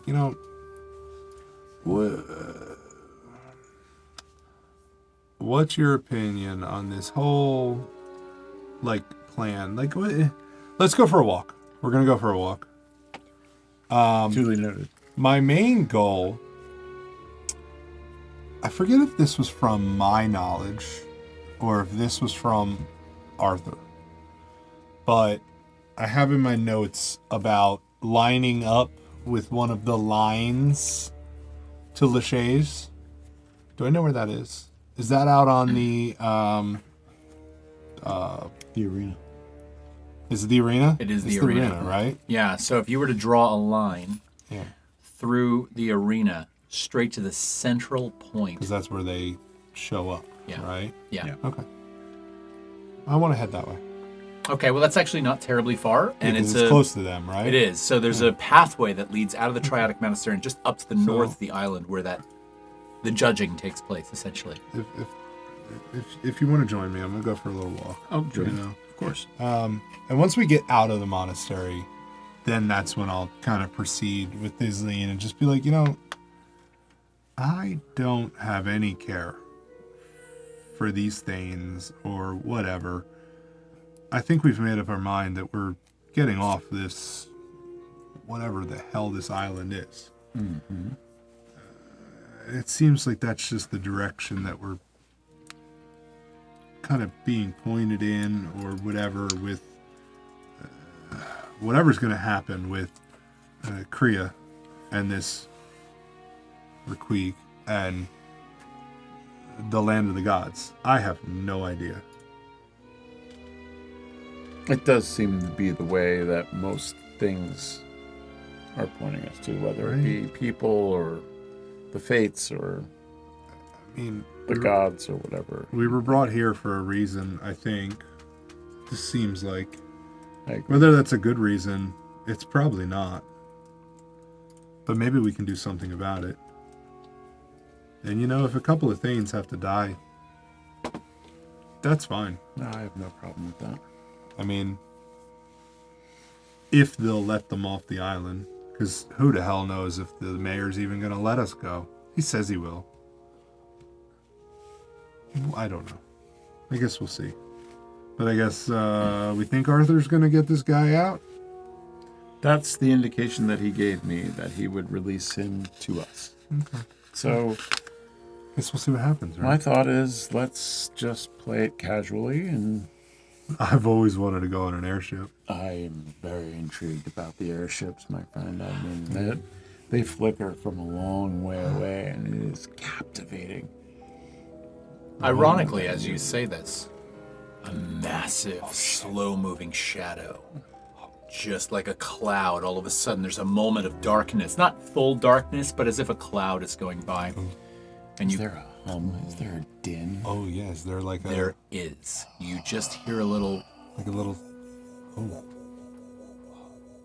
like this rotational sound, but it's actually surprisingly quiet. More quiet than you would have expected. And you look up and you see this air vessel.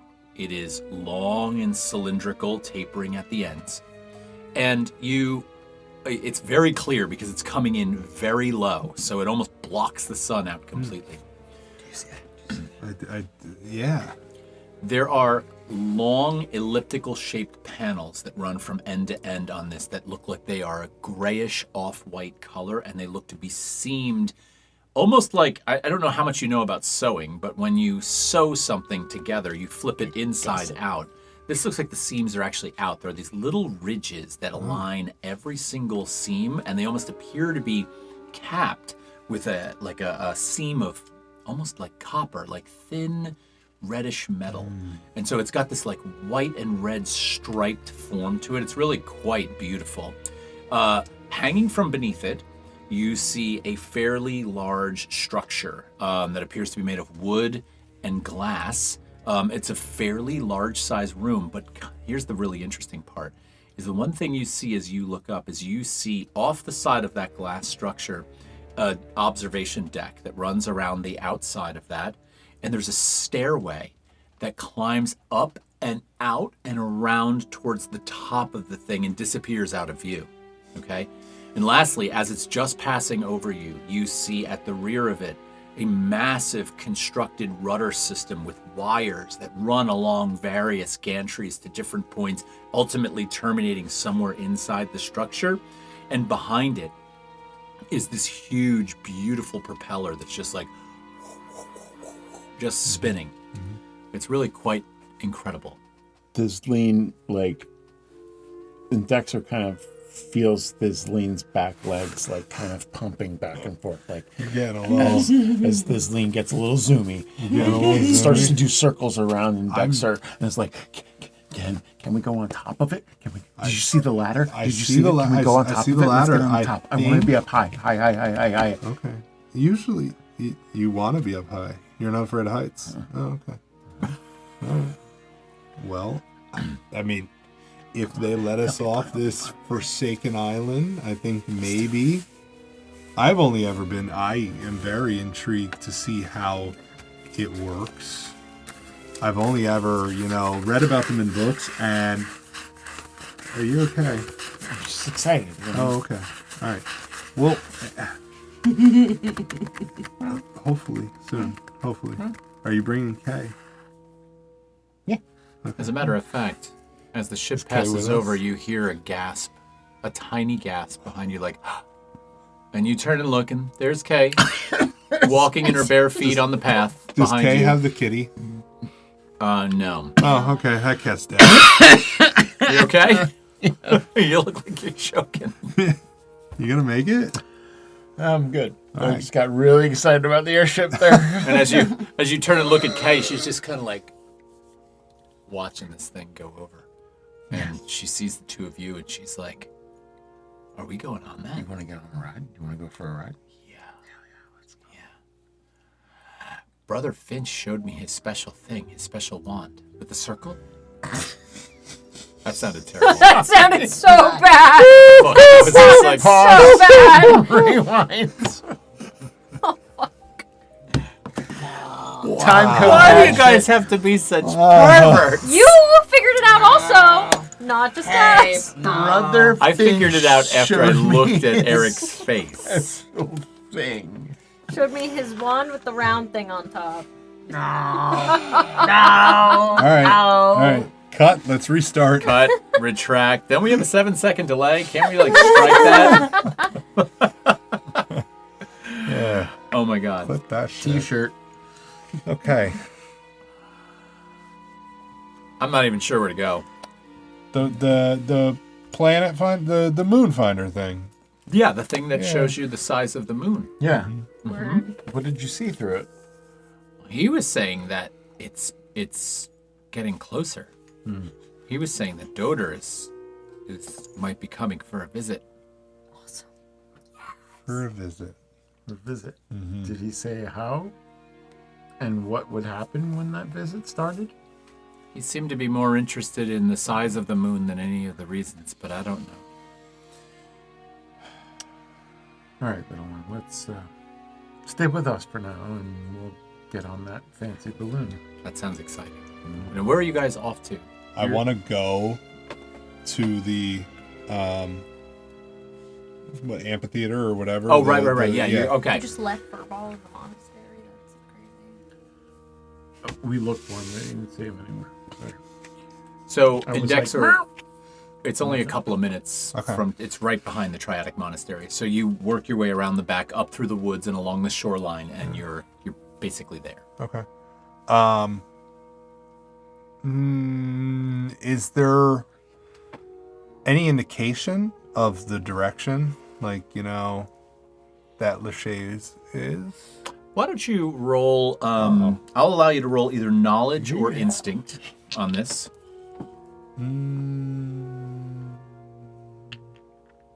Trying to think.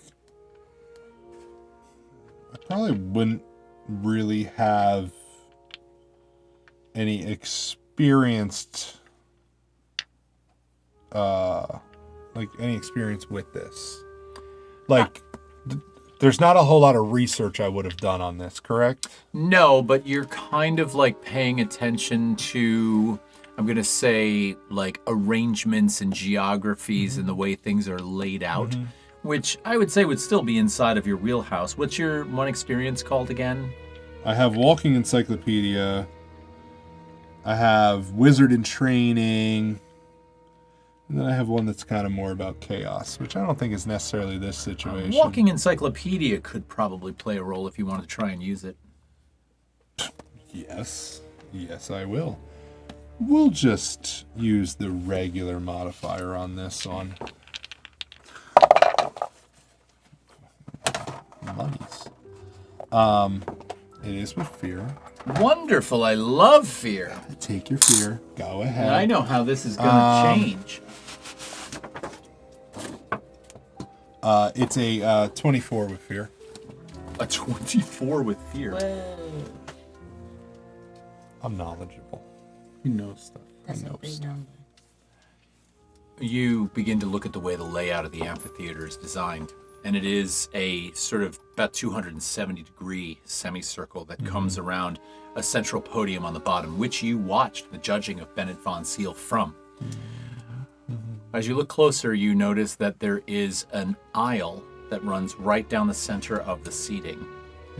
And there's almost like a small brass line laid in the stone of the amphitheater that terminates, or so you think at first, at the podium. And then right in front of the podium, you remembered there was a table that they put out with a bird cage on it when they were allowing the birds to sort of decide whether or not he could go on. You look past that line towards the ocean, and you can actually see that all of the vegetation between that point and where the beach begins, there is a neat, almost mowed line right down through the vegetation and onto the beach. You turn around instinctively and look over your shoulder up and through the back of the amphitheater. And as you sort of like stand on this line and look behind you, you see that the line goes straight through a tower that is on Pactoris, which is in the distance a ways. Interesting. Now, as far as the distance that it heads towards Lachey's, it's very difficult to see that far out because, obviously. Okay. Go ahead. I'm there as well, right? Yeah. Yes, you are. Could I perchance see where that line ends in the water? Like, does it just terminate at the edge of the beach? Does it Pretty much. look like it might be something that's underwater? You want to go underwater and look? Yeah. Yeah, I'll take a splashdown. Okay, so the two of you communicate this momentarily. You investigate the line, and you instinctively go into the water in that direction. How far out would you like to go? I don't know, like 50 feet 50 feet? ish, somewhere, just to see if I can I mean, you go out. Follow along the base of the water. You go out about 30 feet, pluck your head up about from the water, and turn around and look. Realign yourself with the line that you can see in the pathway between the seats. You head at another 25 feet. Check again. Don't see anything. All right. I want to go. So Estes leans, on their water adventure. I want to go to where the podium is, and I just want to. You said the gold line is in the ground, still behind the podium. Mm-hmm. I'm just going to orient myself towards Lachage, towards you said the slight path in the grass, and I'm just going to sit down on the golden line. Maybe even lean up against the podium and just sit there for a minute. And I'm going to I guess almost do like a meditation. Like, I'm just going to kind of like, I want to say it sounds silly, but like center myself just there. And what I'm going to do is I'm just going to, because, was it Arthur or was it my memory that told me about connecting with this line potentially in my notes? That would have been your memory from something you read in the archives. Okay. Arthur did not tell you that. Okay. Arthur did mention something about this, and that's what caused it to jar your memory. Yeah. Because in my memory recalls, it says I could potentially feed off of the energy or, something. What I think I'm going to do is I'm going to sit there for a minute, just think to myself, meditate a little bit, maybe close my eyes, see if anything happens. And I guess I'm going to sit there for a minute and just see if anything happens first. Okay. So here's what we're going to do here. Uh-huh. You're sitting on that brass line, correct? On the line, looking out into the water. I'm going to ask for a roll from you. Oh, and I am thinking that roll can either be knowledge or presence. Okay. You decide which one. And, well, why don't you go ahead and roll that first? I was going to sort of put some qualifiers in there, but let's leave that alone. I will say this. No, I won't. Go.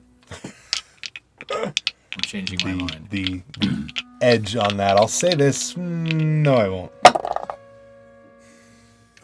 Oh. It's a crit. No! So now you're really going to say this. Now I'm really going to say this. And those always feel so good in those situations. I know, right? There is a connectivity in the metallic nature of your body as a clank, right? That almost immediately feels, I won't say magnetized to this because it's a non-ferrous metal, and so it's not going to really have a magnetism. However, there's a current that runs through this line that immediately begins to course through your body. Make sure you mark your hope and erase your stress. That's what I'm working on now before I go to my notes. Before I forget about it. And I will say that this roll for you, had you failed with fear, would have had dire consequences. But also equally as possible, on the other end of the spectrum, a crit was going to do something quite incredible. So here's what's going to happen with your critique. You sit down, and oddly, this lean is still out in the water. As you're sort of realizing, I've got 50 feet out, I don't see anything, and you're out there. And for a moment, you could swear you see this flash of green, like go through the water underneath you, straight at Indexor. And Indexor, when that pulse hits you, it's just like goes through you. And you're going to get two things from this critique. One, I'm going to let you increase one stat of your choice on your character sheet by 2 full points. Okay. 2 full points. So you decide where you want to put that. Juice. Okay? Okay. Juice. 2, you may ask any question you want and receive accurate information for your memory stores, but only one. So choose wisely. Oh my god. That's terrible. It's Great, but it's terrible. I think Fizleen seeing this light and seeing it pulse through Indexer would tip the fuck back onto the beach and head full tilt boogie back to Indexer to make sure that they're okay. Okay. And Indexer looks a little checked out at this point. Like eyes are staring I think I'm right gonna, through yeah, you. no, I think I'm just Power cycled. Yeah, kind big of, time. yeah. Big time. What's the question? Can they leave the room? Well, depending on the question, I was going to ask people to leave the room. So, yes, could everybody, do you want Thisleen to leave the room? Thisleen can stay. Thisleen can stay. Thisleen All right. can stay. So since you're not on the scene, sorry, I'm going to ask you both to I've had excuse to us leave for a the moment. room every I'm time. sorry! Oh my god. It's Sorry. so cold out there. Okay, ultimately, I mean, I could ask Thisleen to leave, but Thisleen's gonna find out. Depending on what the question is or the answer is, Yep. the rest of the party might I'll find call out. you back in shortly. I'll try not to make this too painful.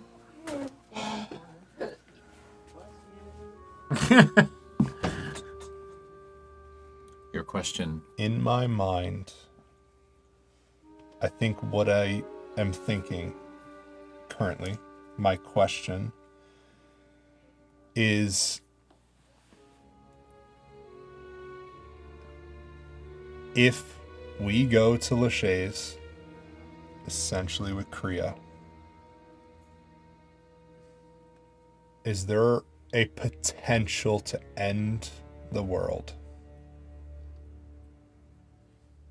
Does that make sense? That absolutely 100% makes sense. Is there the potential? Like,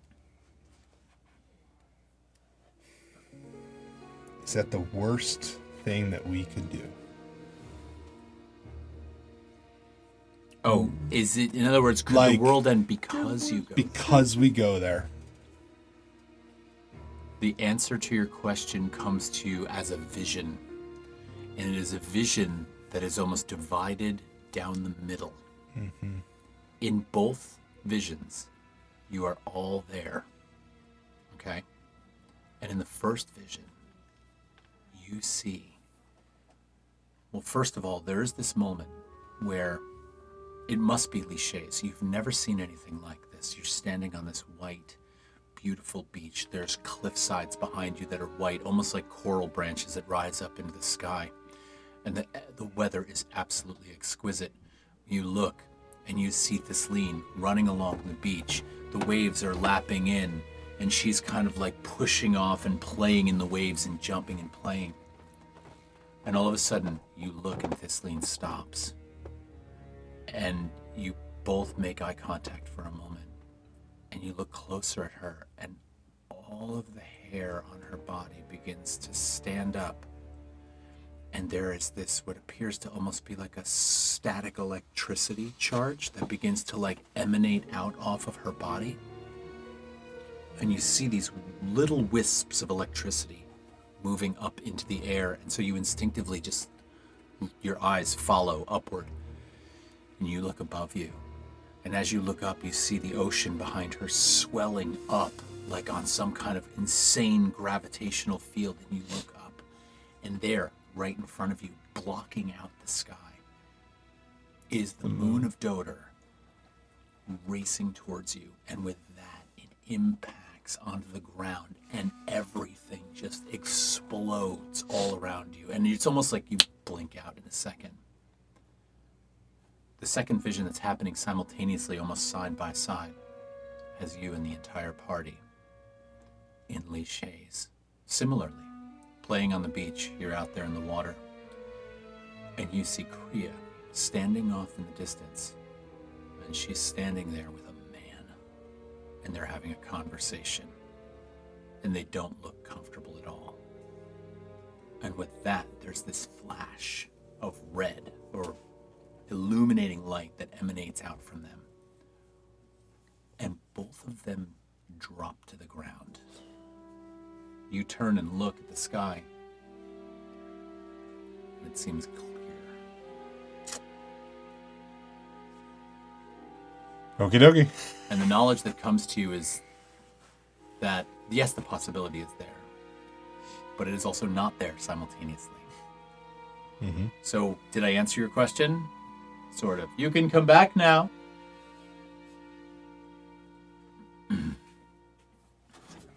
What happened? I have icicles coming from my nose. Tell us what happened. Johnny Kavanaugh's like, the question should have been, who really shot JFK?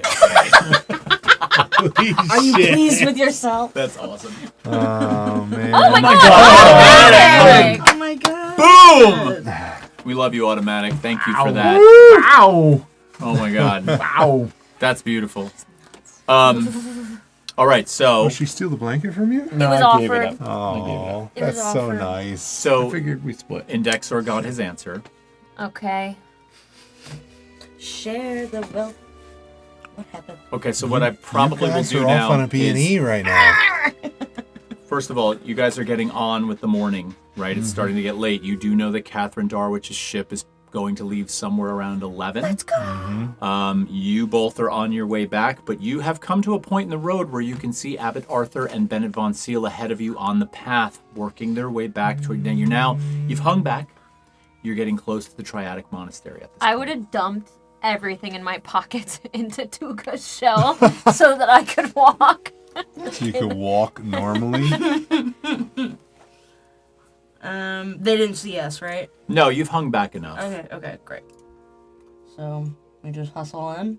Well, they're in Hustle front over. of us. Okay, they're in front of us. Uh-huh. They're in front of us. Uh-huh.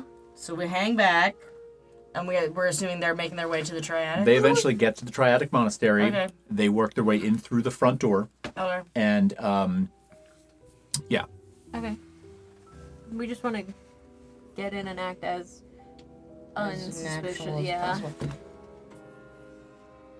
I still look like a monk, right? Yes. Well, a random monk. I'm still a ghost. You're still a ghost. You can just I was just gonna. hop into my You shell. mind? Oh If my you want to god. go in my shell, you can do that. If you want to hop into my shell, you can do that. That's Wait, you're a monk as a turtle, or did you change into something different? Isn't it like a ruse? It's an illusion. I'm just a big guy. Yeah. I'm gonna. Does that make a difference for you getting in No. my shell? No, I know roughly where the shell is. I'll Oh show my you. I'm gonna phase into Tuka's shell. My shell. I'm gonna try not to go too far. Oh my. Just stay right where you are. I'm not going to lie. It doesn't smell good in there. Oh my Ew. god, you're so Stop. right. It's stinky. Stop. When's the last time you washed in Don't here? worry about it. God. I need like a bottle brush to get in there. It's not easy. Smells like rotten seaweed. Old turtle smell. Okay, so you're Turtle in wax. there. Tuga, what do you want to do now that you're the main transport vessel here? I'd like to Transport make my vessel. way back to Indexor and Hisleen, if I can, back to where we were. Okay.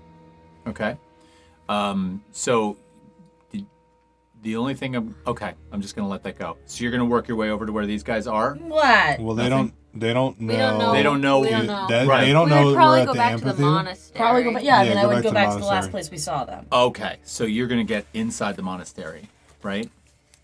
Yeah. Hopefully. I'm not trying to trick you. You look like you're cautious about how you're gonna answer me. I'm not trying to You're trick gonna you. get me, dude. No, there's a thing. There's a thing I'm thinking of that hasn't been mentioned, but I'll leave it to all of you. So you go inside. What's he fucking doing? What? You worried about me? Yeah, now I'm worrying. All right, I'll tell you. Nobody mentioned whether or not they're getting the cat. That's why we're going back to the monastery. Oh yeah, no, I was waiting for them. That's why we're going back to the monastery. Okay, I want my just cat. didn't. I was just gonna let you guys decide what happened to the cat. That's all. Oh. I'm getting my fucking cat. I was like gonna be like, there's a bomb under the whatever. Yeah, no, I wouldn't do that. I would not do that to you. The mayor planted a bomb under Mayor the planted a Triadics bomb. monastery. Was trying to blow us up. 4 monks explode. I'll say this: Just you getting get them all this you make your way into the Triadic monastery. Yeah. You're gonna try and find this cat, correct? With some... This monastery. This Lean's ear kind of like pokes up. But I'm bonded. I'm bonded with this thing. This monastery is gargantuan, and you've been gone for quite some time. So when you first walk in, there's no sign of kitty. Kitty. How long do you intend to look? Until I find it. Until you find it. What the hell? Yeah. I'm not leaving this cat on this fucked up island. All right, so I'll say that you spend, Ship snack. Well, I'll say this.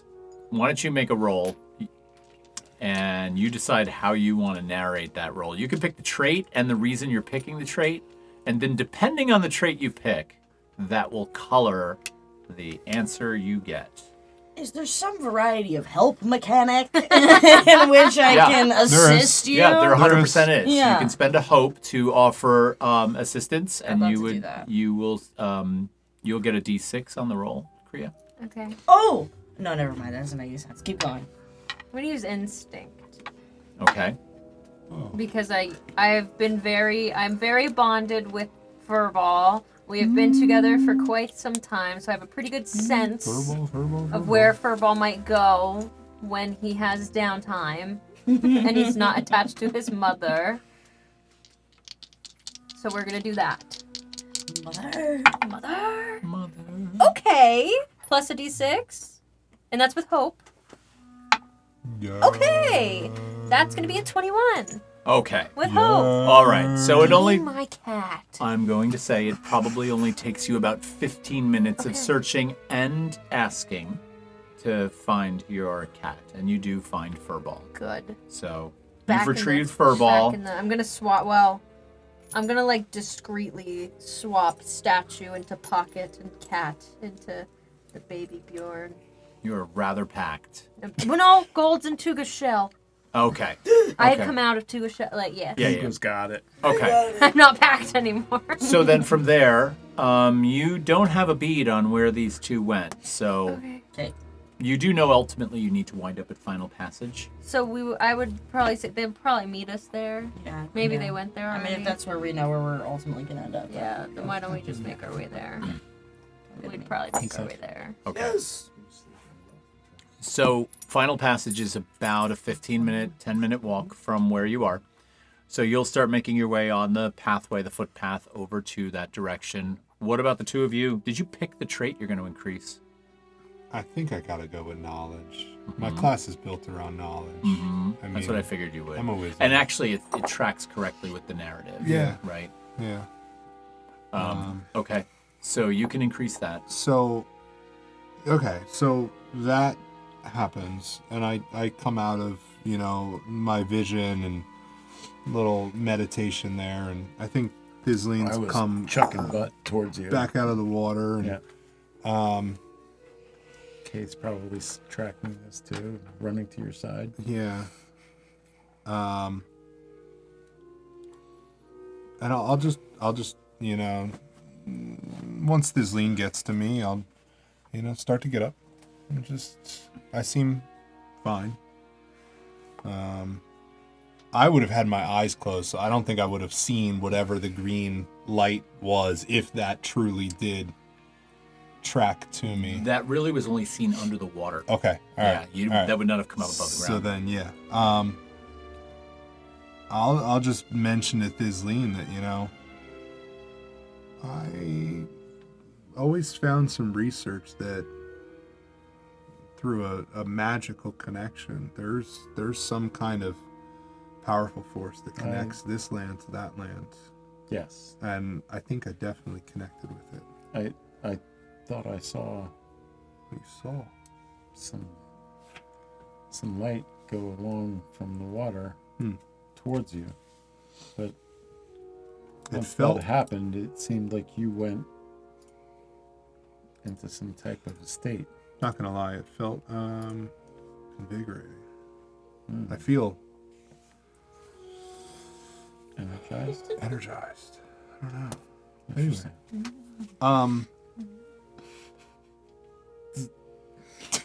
You get a little shock. You get a little shock. Was it green? Sure. Am I like radiating a little bit? But I think we might have a date with a ship. Yes. I guess we'll go back up to the monastery. I don't know if Let's see if Kriya's back and the Tuga and Arthur and yeah. maybe Bennett. Yeah, I mean, who knows what's happening with that? We should check in on Harper too. Yeah, so now above table. What the hell are we doing with Harper? Is Harper coming also? You haven't seen Harper in a little while. Okay. So Harper's been drinking. Harper was drinking the last time you saw Harper him. was dropped off at Triadics to sleep it off. Oh, that's Remember right, we because he brought was him back? tanked. Yes, Well, correct. because he was After his almost assassination, assassinated, right, and we we brought brought him him back. there Right, to save that's him. What So- are we looking at time? You still haven't seen him. How much time? Not Yeah. much. Not much. Yeah. Not You're much. probably that flight. Couple for, hours, maybe. Maybe an hour and a half. at the Hour and a most. half. Oh, Yeah, you're okay. close. Yeah. You're close. We should be at the airport. You gotta go through The TSA. fucking TSA, man. We don't know what's gonna happen. I'm gonna get patted down. I Shit. always get patted down. So I I guess have so many inappropriate things that I could say right now. Thizleen Not and doing I will come back from. I guess Thizleen, Kay, and I will come back from the amphitheater. Yeah. And I guess, do we meet up with Abbot Arthur? And In Final Passage? no, at the monastery. monastery. They Oh, you're came going- back to monastery. You came back first, to the right? monastery. Yeah, so Abbot Arthur did come back to the monastery. You wander back over there since it is pretty close. And upon entering the monastery, you don't see Abbot Arthur. I mean, the place is pretty big. There are monks scurrying about, but And I guess, do we see Tuga or Kriya, possibly? Because we think they would have come back from their B&E. you've already left, right? Yep. Yeah, we've already left. And we also I didn't know what don't the- look like ourselves. Or I don't look I like look I don't know me. what the timeline was like. Yeah, I think so- you're You're just just, a like, little living- behind them, but they managed to Yeah. get a jump on you. Okay. Can I Probably. possibly just grab one of the monks that's roaming around Yes. and just say, we stepped out for a little while. Is Abbot Arthur back? Has anyone seen Abbot Arthur? Yes, he returned a little while ago. He left, though. He said he would be going to Final Passage with a couple of people, and then he'll return, he said, possibly right after noontime. Is there something I could help you with? I mean, if he's going to Final Passage, then I guess we gotta catch up with him. Very well. Yeah, I just I think we have a meeting with him, so Let's go. yeah, we'll go. Thank you. Good day. Good day. All right, so you leave, Yeah. and you begin to make your way to Final Passage. As you draw closer, it's not too far of a walk. You can see there on the hill, on the cliffside, because the road does wind its way back up to Final Passage as it climbs up into the mountainside. And then Final Passage, as you know, is a city that's built on that mountainside out looking over the ocean. And there is that tower that you've explored before. And attached to that tower, right at the base of that large structure, is this massive airship just sort of propped there. It looks to you as if the larger element of the airship holds some kind of gas, right, that keeps it aloft. And from this distance, you can see that that ladder that might have gone up the side, the top of this airship, which you couldn't see before, is flat. And it almost looks like there is an entire area above on top of the airship, like a deck. And it's huge. Absolutely huge. Party! Party on the top deck. Murder on the Orient So you Express. continue on Double to time. you continue on to double time. Double time. Double pass. Double Final passage, baby. Final Rock on. passage. My brain just got rewired there. You continue on to final passage, and you work your way up into the city, passing some of the haunts that you know. There is, on that tower that holds this ship, which you're now drawing closer to, it's a fairly large compound where there's a lot of space for, it looks like, preparations and the receiving and departure of this airship. But there's a few people around, and there's a staircase that kind of climbs this tower up to the top. There looks like there's a receiving area down below where business is taken care of, and there are people coming and going there. And then there are some people on the stairs making their way up to this ship. You don't see anyone that's familiar right at the get-go, but there is this one building there. So you tell me where you want to go and how you want this to play out. So in the building. We don't see anybody that we recognize. Not off the bat, no. Right. But you do see people walking up the stairs towards what appears to be that bottom section of the ship. Let's do it. Do what? Do what? Go Go to in the the building or go up? Let's go up towards the ship. Well, where's the rest of our people? I don't know. Hopefully they're on their way up there. Okay. We're partying on the top deck. All right, so you roll Guess up we're gonna on try the to beginning go- of this stairway Yeah. at the bottom, Sure. and there are two final passage guards standing at the bottom, and one says, "Hold, please." He's like, "Names." Oh, Did Abbot Arthur pass by? Arthur. Yeah. I haven't seen him. Oh. Well, we were supposed to be meeting him here, so It's possible he's coming. maybe we're early. Perhaps. Are you boarding? I believe so. Name, please. Indexor. Indexor. That's it. Have you registered? Let's see, Abbot Arthur was supposed to be taking care of this. Do me a favor. Could you step to the side, please? I have a couple of other people Son to of a bitch. arrange with. TSA is going to pat me down. We should have got here earlier. A few moments later, you do see amongst the townsfolk that are sort of coming and going, you see Abbot Arthur approaching. let's go, dude. Arthur has with him Bennett Von Seal and Catherine Darwich. Behind them is a small entourage of people that seem to be pushing crates on wheeled dollies towards the ship. We're getting put in crates, aren't we? No, it's all their gold. Oh! Most likely they're gold. It's all their gold minus a devil statue that you stole. Arthur sees you all, and he's like, oh, good, you're here.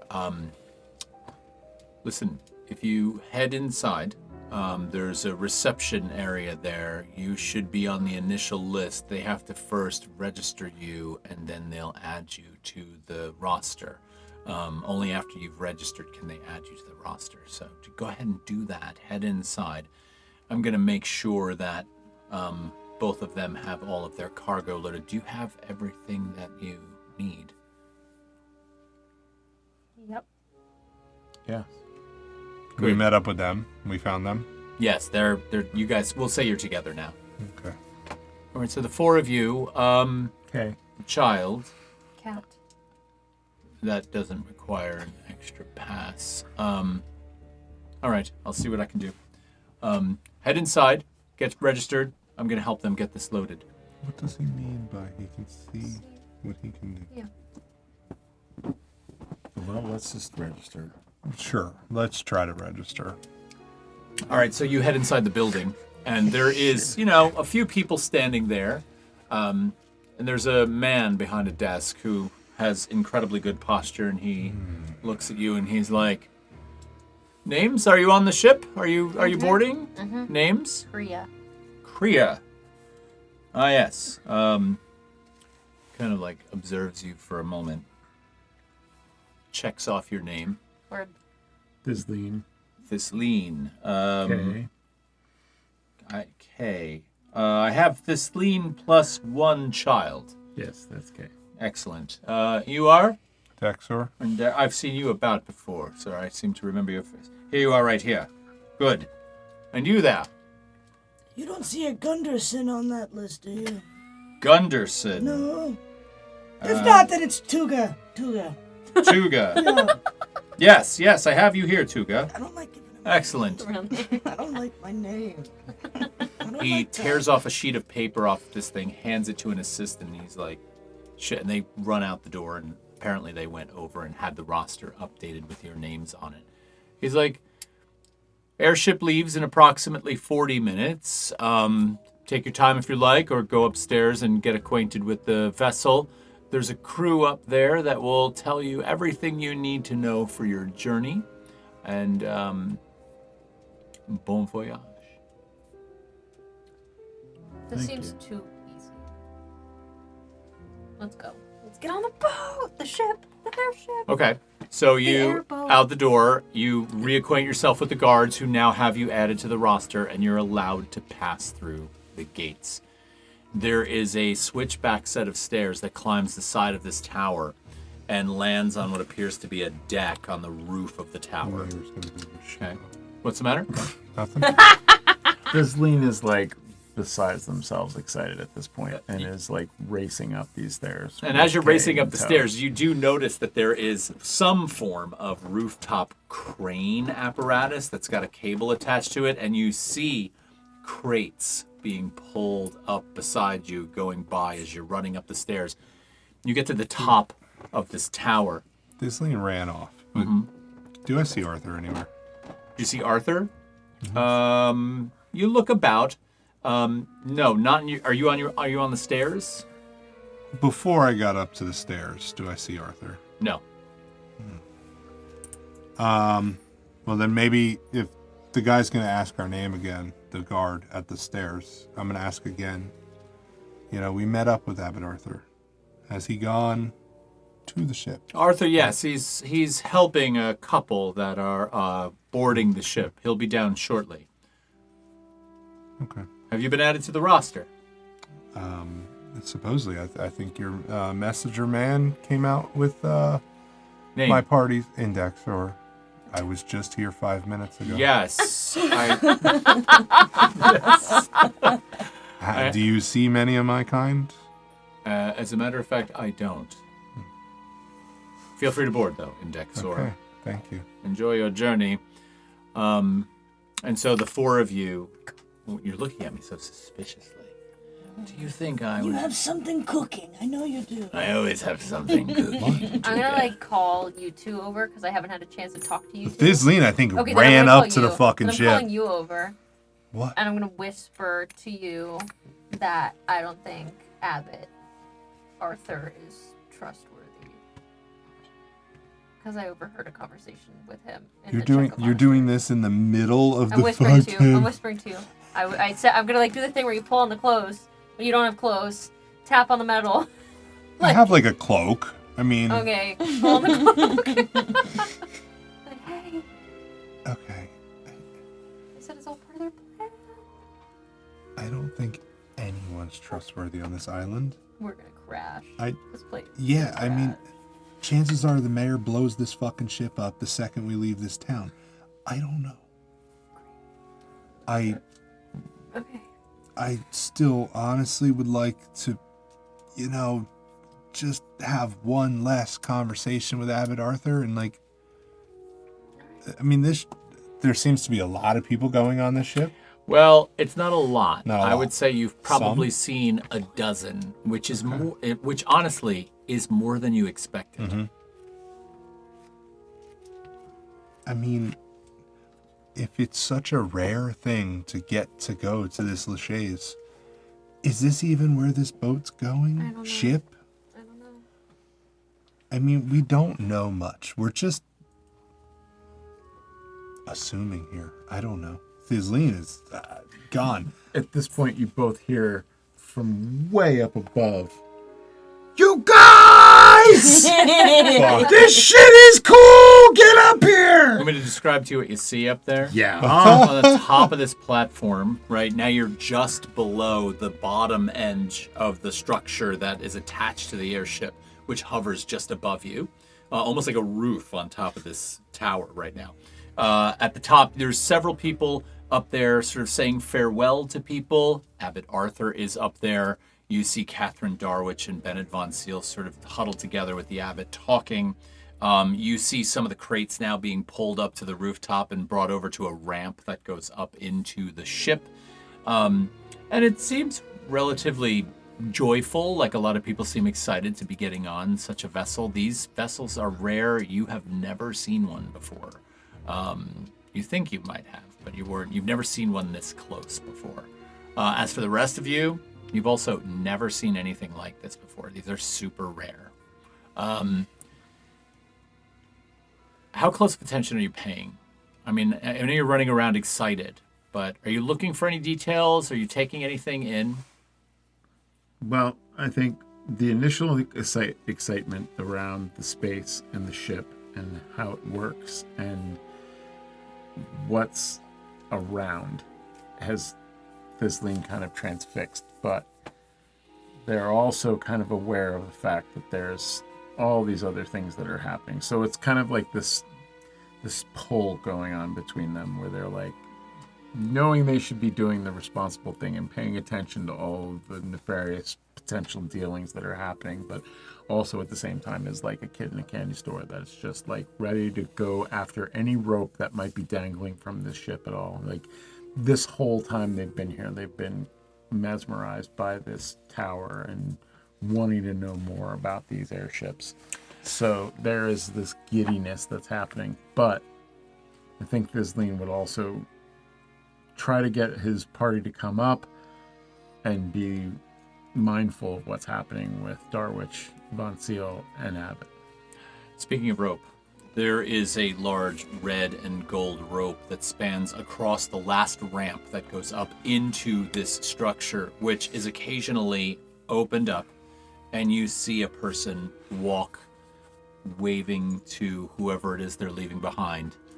And then you see Darwich and Von Seal move a little bit closer, and as they do, the person holding the rope looks at both of them, undoes the rope, and actually bows. And you didn't see this before with anyone else that went up, but there seems to be a very heavy-duty air of respect for Von Seal and for Darwich as they work their way up the ramp. And Abbott sort of nods and bows to them as well. And then he turns and he sees you. Are the rest of you on your way up? Yeah, probably. Okay, so as you're sort of coming up the last flight of stairs and cresting the top of this roof and taking all of this in, Abbot Arthur is just turning away from Darwich and Von Seal and sees Thizleen and sees you coming up, and he kind of says, good, you've made it, excellent. I would like to wish you a safe journey. And I want to say that in the time that I've spent with all of you here, I feel like I have really gotten to know some fascinating and interesting people. And I admire and respect your loyalty to one another and your duty to that which is good.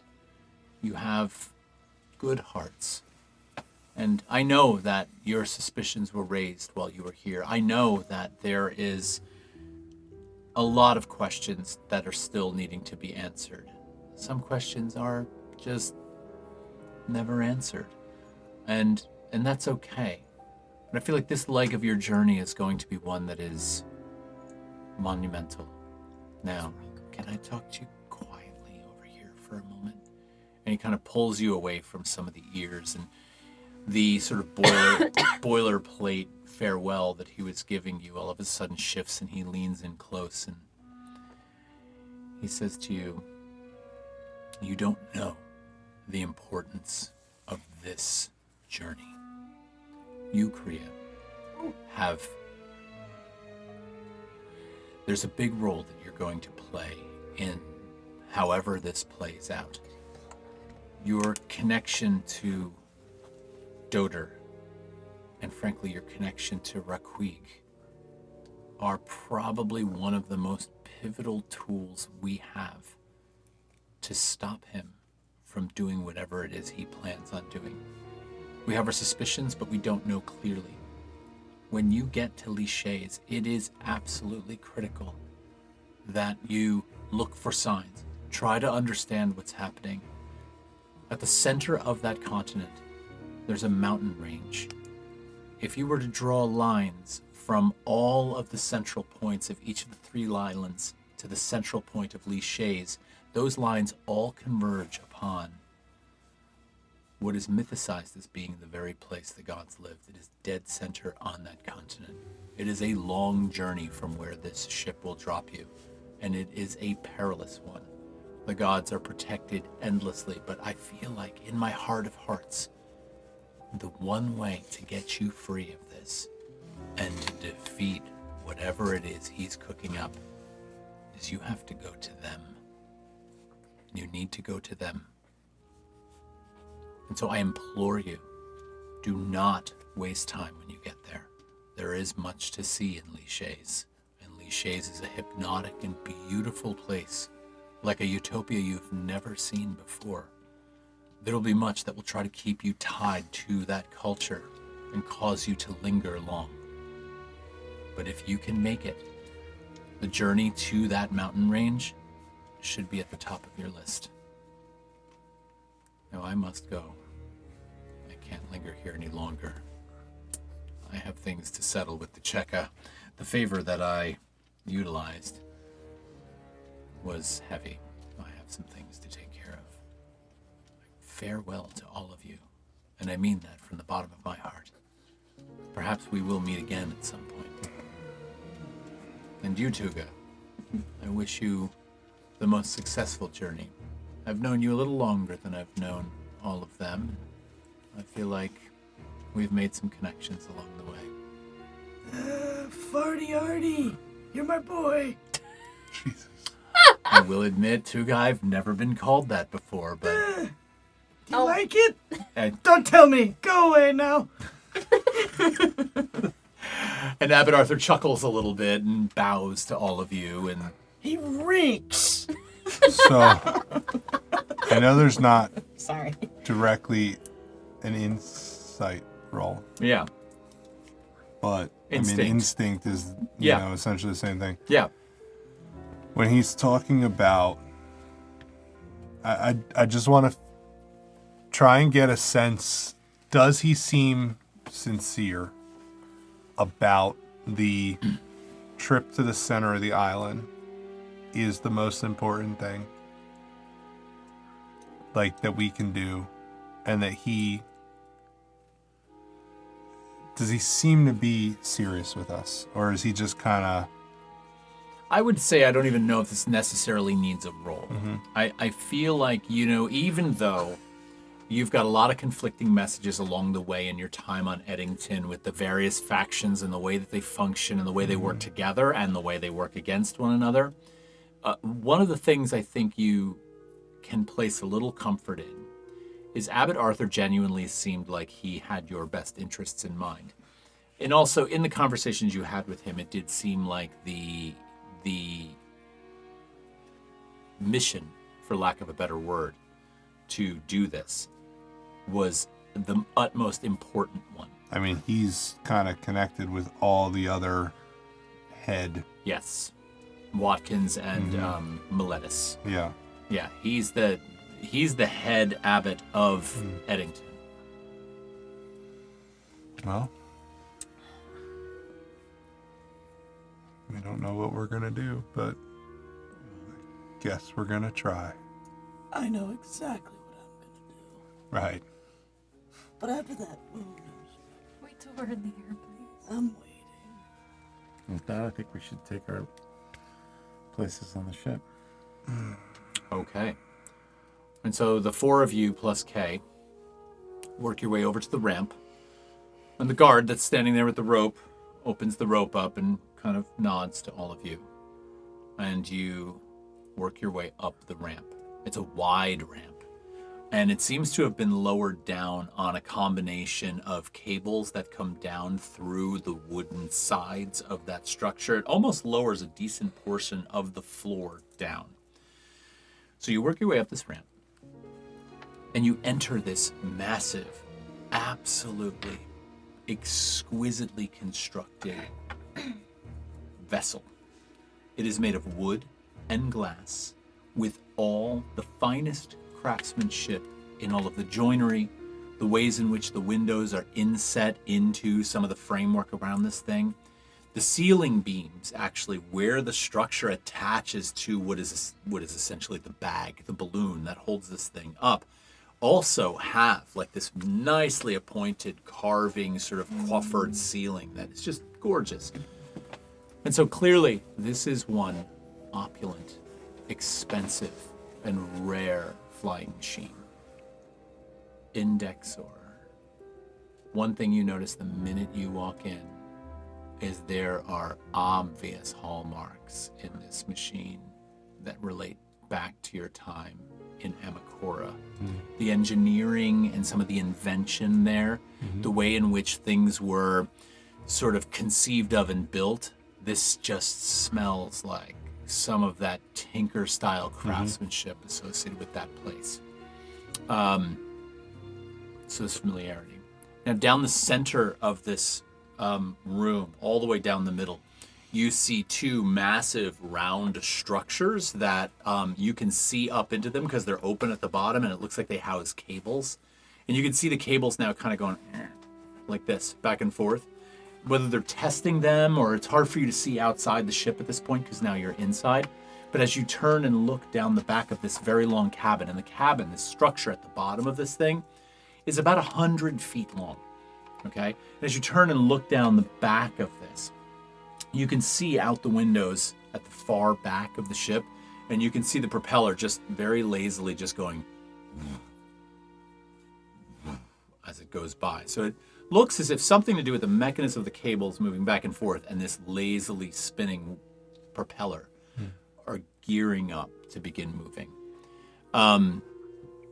The ship itself, this structure, has all kinds of different places to relax. There are beautifully cushioned couches that sit near the windows so you can look out and take in the view. The windows span almost floor to ceiling on this thing. You can see that over on one side there is a beautiful bar. There's currently no bartender there, but it looks like it's well stocked from behind. There's glassware and all kinds of alcohol and different types of drinks. And there are a couple of doors that look like they go off into a segmented section where there's probably a kitchen. You can smell things cooking in that space. As you walk in, you see several people that are walking around. These are passengers that are going to be on the ship. By your count and your estimation, there are about 15 people in this space right now. And you're sort of taking all of this in, and you hear a voice behind you, and somebody approaches and just goes, "Hey, it's funny seeing you guys here." And you turn around and there's Harper standing there on the ship, and he's like, looks like we got our ticket. It's good to see you guys. Indeed. We're gonna get blown out of the sky. How did you get up here? Well, it's a long story. Little Long of this, story. little of that, you know. Lots of twists and turns, but Abbot Arthur may have facilitated some things so that we could be next to Lady Darwich. Speaking of which, have we seen them since we boarded the ship? Yeah, they're in the same room as you. They're just across. They're talking to some of the other people. You see them with a group. Now, there is a crew on this ship, and the crew is very obviously crew. They're all wearing the same. They all wear like these baggy pants that gather at the ankles, and they all have black shoes. The pants are a brownish tan color, and then everyone on top is wearing a very well pressed white shirt that has a very wide collar on it. It almost seems almost reflective of the shape of the ship as it passes out over their shoulders. And they all have a very attentive posture about them that seems to like glance in your direction to always see if you need something. So those crew members seem to be talking to Darwich and Von Seal. I'd like to approach Darwich and Von Seal. Okay. You begin walking up and you hear a little bit of the conversation that's taking place between Von Seal and two of the crew members. And you don't hear the whole thing, but you hear how it ends. The one crew member says, "Right away, Mr. Von Seal. Whatever you need." And they disappear to go and get something. And then they both see you. And they turn and they're like, "Ah, yes." Darwich says, "It's good to see you." As with you, Lady Darwich. And she kind of reaches out to take your hand for a moment. She's like, "I want you to know that we completely intend to follow through on everything that I've promised you. I know that without you, we probably wouldn't be standing here right now."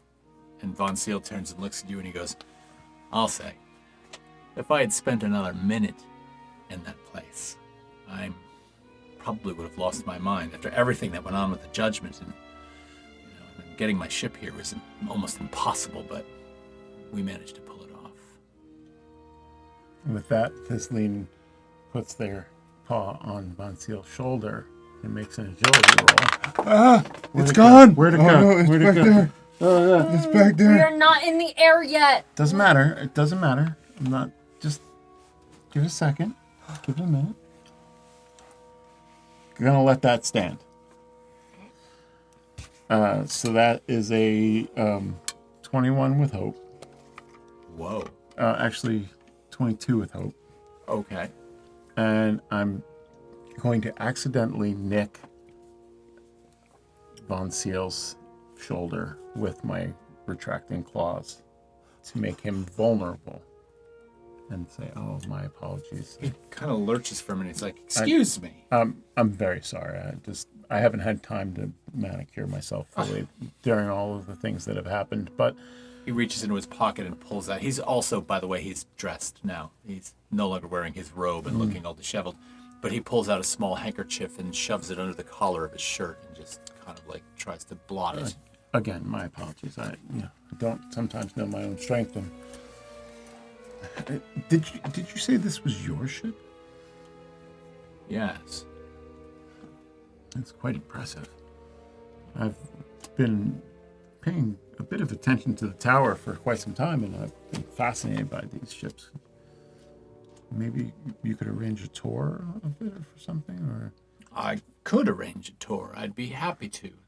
You should know that you are on only one of two vessels like this on all of Vesper. One, two. Two. Are they both yours? No, of course not. Oh, I spent half my fortune building this ship. No. It's really fascinating and quite elaborate. Thank you. You should be very proud. Would you like to show me and my friends around? I would love to. If I could, though, we do need to actually get underway. And Yes, so once yes, we're of underway, I would be happy to arrange something. Why don't we say in, let's say 3 hours. 2 o'clock should be appropriate. We'll have had a chance to have eaten. And after lunch, we can stroll the upper deck if you'd like that to. would be fabulous. It's quite amazing. Excellent. Wonderful. Wonderful. What about the rest of you? What are you doing? I am hanging back. Foaming at the mouth. My eyes have essentially Tuga's gone sharpening black. a fucking dagger in the corner. Yeah. I am standing stock still in a corner, essentially. And I'm would clock the scratch. I would actually probably try to be close enough that I can hear the conversation, and sort of like, you know, taking a drink or whatever and looking occupied, but clocking in. Okay. Gotcha. And Dexor?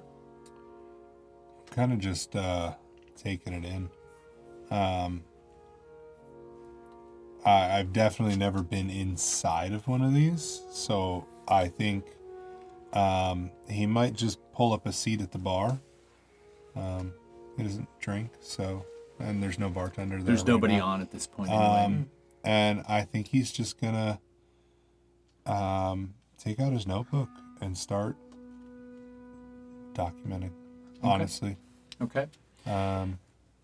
He's got his concerns. He thinks that we got away from this island too easily, but see what happens. Okay. At the so you're mulling about, you're thinking about plans, you're taking it all in. Well, you said you went to the bar, right? Yeah, I'm sitting at the bar. I think I would try to motion to Tuga and Kriya and be like, let's all kind of convene at the bar, perhaps? Okay. One thing worth pointing out is in the center of this room is rather an amazing display. There is a rectilinear structure that's mostly encased in glass. And inside of that... I didn't say it. I didn't We say both it. thought it. You just said it. Okay, yeah. Butthole structure. Rectilineal. No. But there's this glass box that's rather large, and it is there to show off some of the mechanisms inside of this ship. And it's been mostly pretty still up until this point. But in there, you see a couple of cogs that look like they're made of brass that are attached to a couple of cables. There's a couple of linkage mechanisms in there that look like they move. And all of a sudden, as you're sitting there at the bar, you see them, and the one gear begins to turn. And you hear something inside the ship begin to hum a little bit. And as the bars begin to move and the gear begins to spin, you see this box goes all the way up into the ceiling and disappears up inside the bag. But you see the central piston just begin to like spin. And you look down the length of this cabin and you see at the back the propeller starts to begins to spin, and somebody comes by and says, "We'll be departing. I would make sure that I were comfortable if I were you. The ship is relatively smooth. It's just that sometimes when we disembark, there could be a bit of a momentary jarring movement. Nothing to be concerned about, but just hang on. We'll be leaving momentarily." The bar. Yeah. Oh my God. And honestly, at the point of departure, and you can see out all around you, which is another thing I probably should have told you, is, you know, these glass windows do look out. One whole side of the ship is looking out over the ocean. The other side of the ship is looking out over Final Passage, and you can see some of the mountain range, and even off in the distance, you can see to your right, you see Pactoris on the one shoreline, and then further off in the distance, you can see the Triadic Monastery, and you can also kind of just see the Way of the Three up to the north as well. But beyond that, things disappear into that sort of, you know, tropical diffusion along the horizon line, and for a moment, you just feel a like this as it seems like the ship releases, and all of a sudden you see everything below you begin to drift as this thing sort of pulls out away from that dock.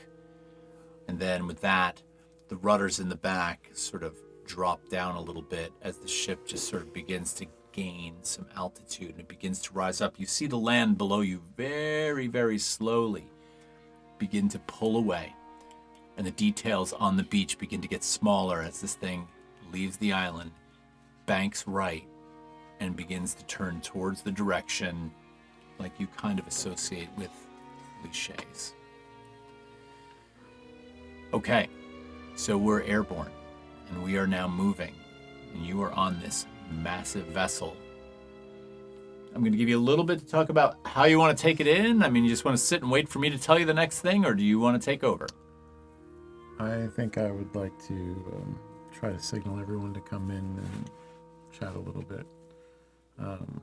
very discreetly. Well, I'm sitting at the bar. Yeah, and I joined you and kind of brought them over, so we're all there, right?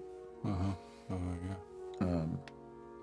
I'm kind of in my notebook a little bit, but this is Von Seal's personal ship, so we have to be careful because I'm quite aware of the fact that most of the people here probably work for him.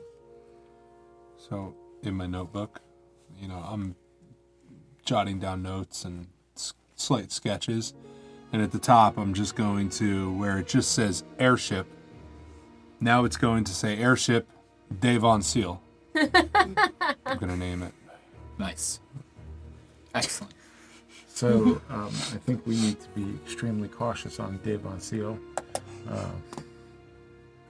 But he's marked. Is there a world where Von Seal goes away and then he comes back? Oh. No. I did arrange for a tour of the vessel from him after dinner. Sounds Lunch. pleasant. Lunch. Sounds So pleasant. let's eat his food. And then you can take his form after you throw him off the top of this vessel. Oh, this sounds like a horrible plan. Oh my god. And then we have an airship. All right. So, are you all just sticking to the bar and not moving, or do you think you want to look around a little bit, or mill why not? about? Let's have look some around. food. Let's walk around. You can smell that food's being Can I cooked. take a short rest? You could take a short rest. That's actually. a great idea. I feel like that You might should be take a nap what next to I the do. window, maybe. Yeah. Yep, you could do that. Do you guys all want to do that, or I'm good. I'm I'd good. like to. I think Thisleen is I wanna look absolutely around. fascinated. Wants to kind of poke around a little bit. so? I would say you have a good hour or 2 hours, Tuga, so you can easily take a short rest. So mill about, take it in. I will. I have a little bit for a couple of you. So, can I just ask a clarifying thing? Yes. Like this space that we're in right now is this kind of like a main cabin, yes, and it's like one large one large room. undercarriage of the main Correct. balloon, and then there's the staircase that goes outside up to the top deck. Yes, that's correct. The only exception to those rules is there is one staircase that is inside that goes up to what appears to be this hanging door, like a hanging trap door, almost like an entrance to you'd expect an attic. And Okay. it seems to somehow enter some of the mechanics where you see some of these cables and pistons going. Is that above the glass case? Yes. Okay. Yes, so you do see that. Is there like any indication from that glass case that there's like a deck below us? Yes. You don't see an entrance to that in your immediate view, though. Is there any way to get to that upper door discreetly, or would that be like It's you're right in the out middle of the open? room. It's going to be very obvious if you go up All that. right. So, I'm going to spend a fear. you can spend a few. And as you're kind of like milling about and looking at me before you make your next move, Thisleen, you're occupied looking at that. Tuga's taking a nap. You're milling about as well. And all of a sudden from behind you, Indexor. It's good to see you. Well, walk with me. Walk with me. I'd love to chat. It's Catherine Darwich. And she takes a hold of your hand. And she begins strolling about the outer perimeter of the windows. And she glances out at the sea, which is pretty much all you can see at this point. And she's like, look at this. Look at how majestic this is. Did you ever think you'd see anything like it? No. I could look out on the sea from the Addington, but from here it's a different perspective. We'll be flying hundreds of feet, maybe 1,000 feet in the air. You'll be able to see all around you and record all that you see. And I told you all that I had gifts for you. Wealth, things to help out with your future. And I know that you appreciate knowledge above all else. And so I thought that I would give you a special gift that I don't think you're aware of. Tell me of your earliest memory in Dexor.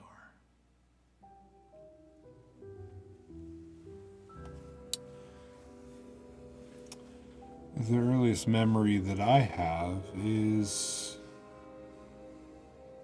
well, I think my ultimate design or manufacturing was to catalog and essentially catalog and transfer research in a library in Amakora. And one of the first things that I remember is essentially, I guess, the library and being, I guess, brought to life, assembled. I don't know. In Dexor. Who made you? That I don't know. You don't. Not and really. that is my gift to you today. You have a gift. I do have a gift for you. Because the person who made you isn't entirely relevant here. That was a very, very skilled individual who made you one of the Amakora tinkerers, and some of them are absolutely brilliant. What's more important is who paid to make you, who created the project to make something like you. And I have to say, coincidences sometimes are so telling as narratives go, because Bennett Von Seal was absolutely shocked and tickled to see you here. When he saw you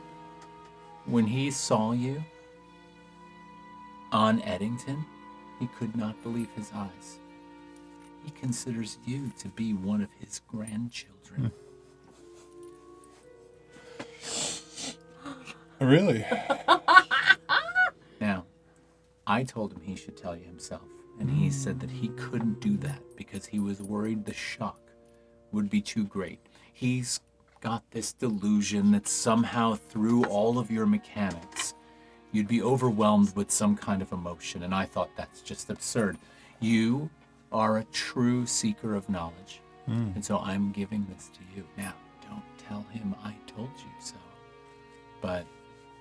Oh no, the secret's ours. Good. And she pats your hand and she's like, I hope that was helpful for you. I'm going to go get something to drink now. Enjoy the view. And she walks away.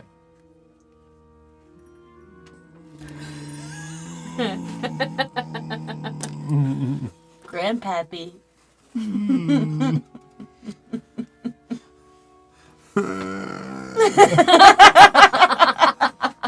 I hate you. It wouldn't be me if I didn't inject know, some right? kind of level of complexity to it. Okay, so that's happening for you. Yeah. Now, eeny, meeny, miny, mo. Catch a tiger. Tiger. All right, we'll do you. Oh.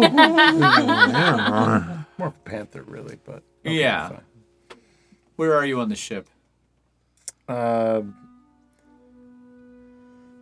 think I kind of did a once around the perimeter, looked out the windows, kind of wondered at the flight, because this is a fairly new sensation for Thisleen.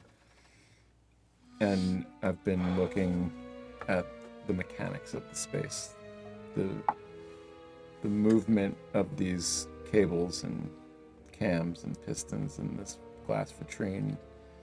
Like, Thislene's almost kind of like making bread on the glass, a little bit fixated on it, trying to figure out how it works. Like, has that kind of about to pounce energy on them, and Just looking at it. All of a sudden, to your left, you notice the door that goes out to one of those stairways opens, and you feel the wind come in, and it's kind of like a fresh breeze, but it's also a little shocking at first because it is turbulent out there, right?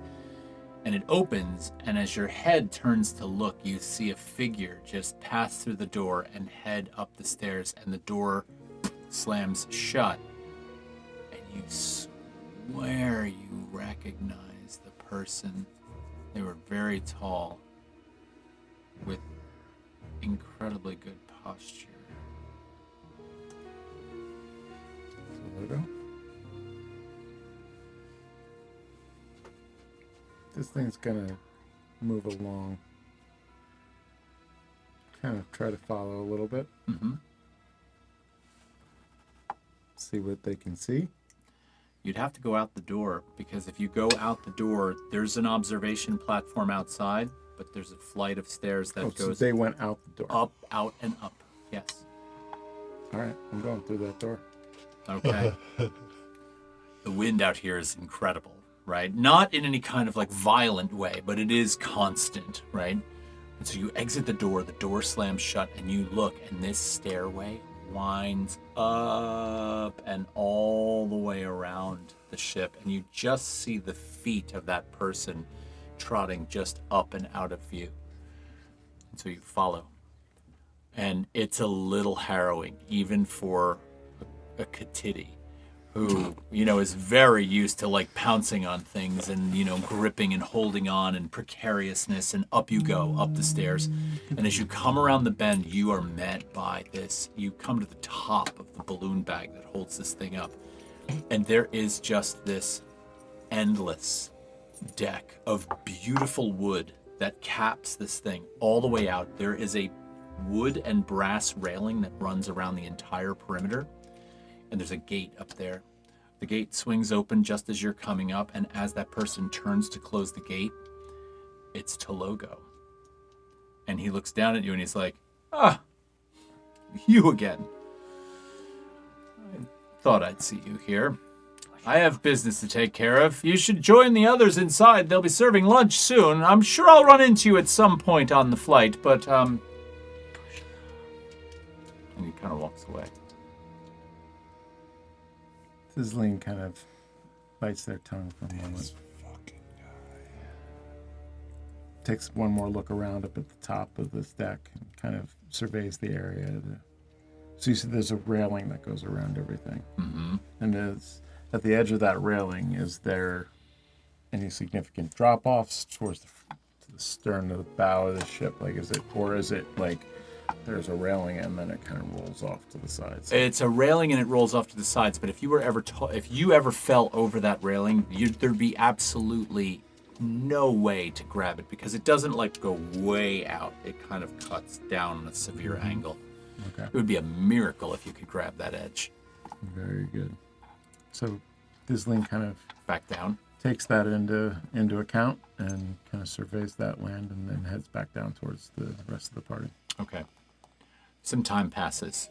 You have some lunch. They come out and they serve small plates of food to all of you. Quite good, actually. You've had decent food on the island all along, but the cooks and chefs on this ship, this is going to be a very pleasant ride. Now, you've heard that the journey by airship to Lichés is actually 3 days long.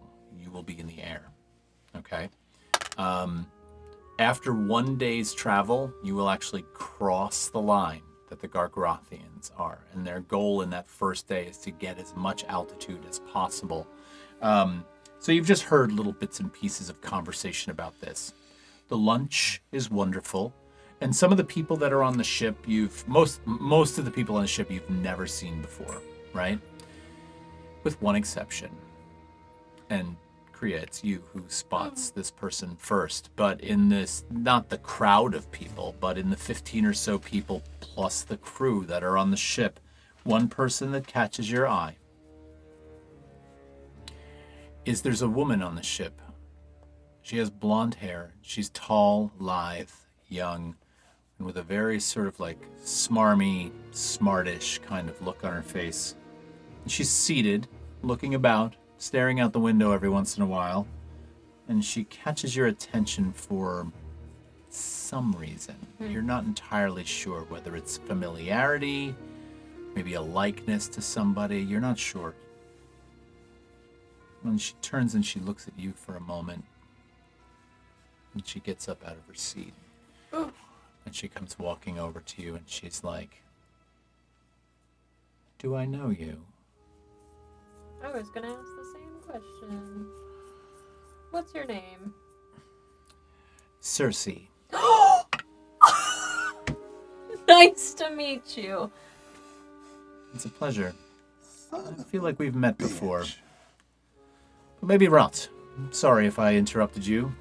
No, it's okay. It's okay. I'd love to chat. Oh, by all means, we have 3 Yeah, days on lots of this thing. time. We'll have lots of time. It would be nice to chat. Good meeting you. I miss Blue. All right. After lunch, Bennett Von Seal comes about. And he's like, "So, Thistleen, I promised you a tour. Would you like to get started?" Yeah, absolutely. That would be great. Let me Great. Grab the rest of my friends. All right. Well, let's take a look. So, you are on board the Cularis. Named it after one of my own personal favorites of the gods.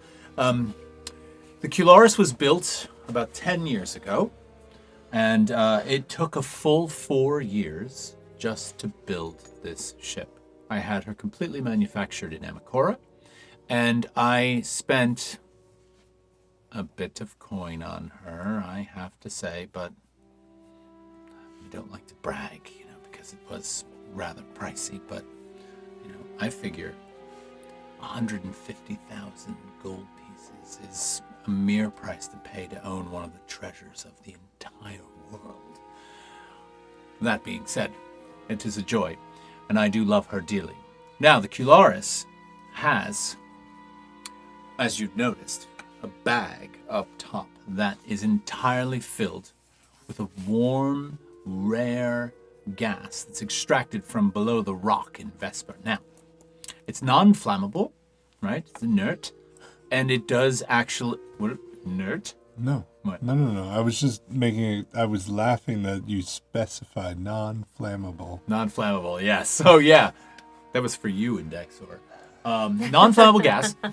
And let's walk and talk, shall we? Let's look about. It has an engine capacity in the basement that runs entirely on an Andira battery and steam. Steam powers a series of bellows that actually pump this diaphragm full of air that cause these pistons to move, and thus, through a series of linkages, cause the propeller to turn. The bag keeps us aloft, and through a series of rudder manipulations, we can move wherever we like. It's quite a fascinating thing. Now, I will say, flying this high, in a vessel this large, we occasionally attract an unwelcome guest. We've been lucky so far, but from this height we have seen once an ancient dragon, and one other time, and frankly more terrifying, one of those rock birds, the very, very large ones. That was scary. But other than that, we're at peace up here. Safe, which is lovely. Should we go to the upper deck? Look about. How was the steering manipulated? Where does that happen from? The steering. Well, so we have two flaps on the back, and we also have a rudder on the back. So what's happening is as we sort of move, the rudder, it both has to compensate for wind. The pilots of the boat know a whole lot about controlling and manipulating the airship. They're quite good at that. But are they down below as well? Or? No. So there's a room at the front, which you probably haven't noticed because it sits below deck right here. But if you were to go just through the nose and down, there's another glass room down there that they actually work from there. Their mechanisms and steering and control systems work backwards through the glass box that you see in the middle of the floor, up through the bag and out the back. That sounds fascinating. It's an incredible vessel. A marvel of engineering. You know a lot about engineering, huh? I do. Yeah. Yes, I've funded many a project. Can't build a thing myself. But Family business, was it always an interest of your family? engineering, no, actually. For a long time, the family was involved in the agricultural boom of Emberfell in the North Veritas region. That's where most of the estate was built. Yes. And where are you from? I haven't seen many like you. No, you haven't. No. I'm a traveler of sorts. Yes. Lived here and there. I understand that completely. I'm sure you do. Kindred spirits. Did you know your father well? When I was a boy. Yes, but he passed away when I was very young. Which is one of the reasons why I, have kind of tried all my life to help children, because, I felt like as a child I was sort of abandoned along the way. So I've given plenty of my money to charity.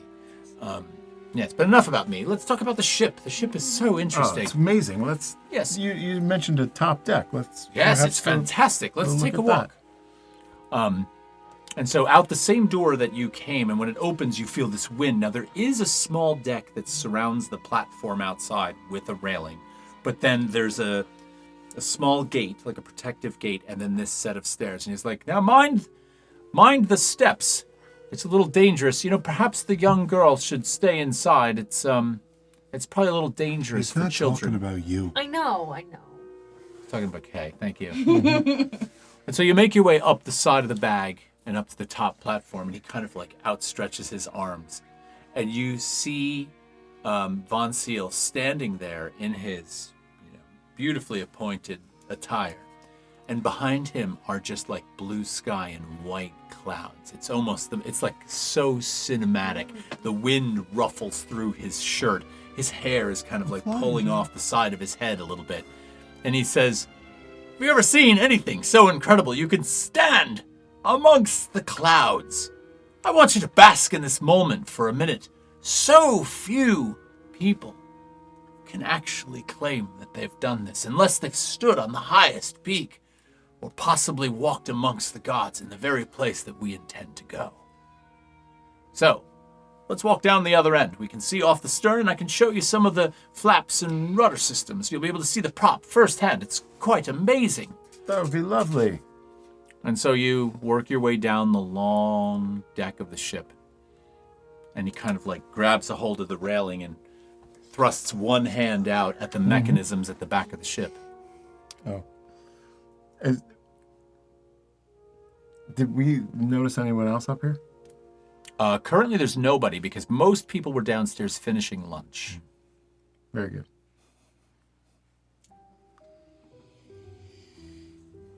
So, the linkages on this are quite impressive. Yes. Do you have experience with engineering? Not so much, just kind of fascinated with it in my travels and... Don't kill him. Do you say that? No. Ha! I don't say that out loud. I don't say that out loud. I do not say that out loud. Tisleen, we have had some of the finest alloy metals imported from some of the dwarves up north. Finely braided cables, the lightest weight with the absolute best strength and tension that run through the center of the ship. One would never have to worry about failure on the part of the cables because ultimately, could you imagine being this high in the sky and all of a sudden your rudder goes loose?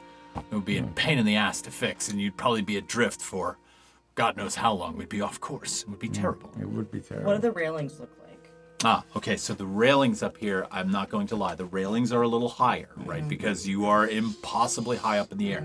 So the railings come up to, on the average, I would say on a tall person, the railing comes up to almost their chest. But like somebody like Kriya is down to like the second bar because there are several bars on this. So it's a well-appointed railing. It's not like wide open. Okay.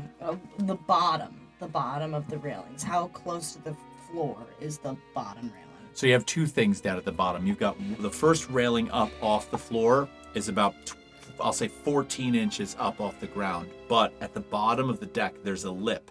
So imagine if you like dropped some coin and it went rolling away. It wouldn't roll right off. It kind of gets caught on that lip. So there's a space there. Okay.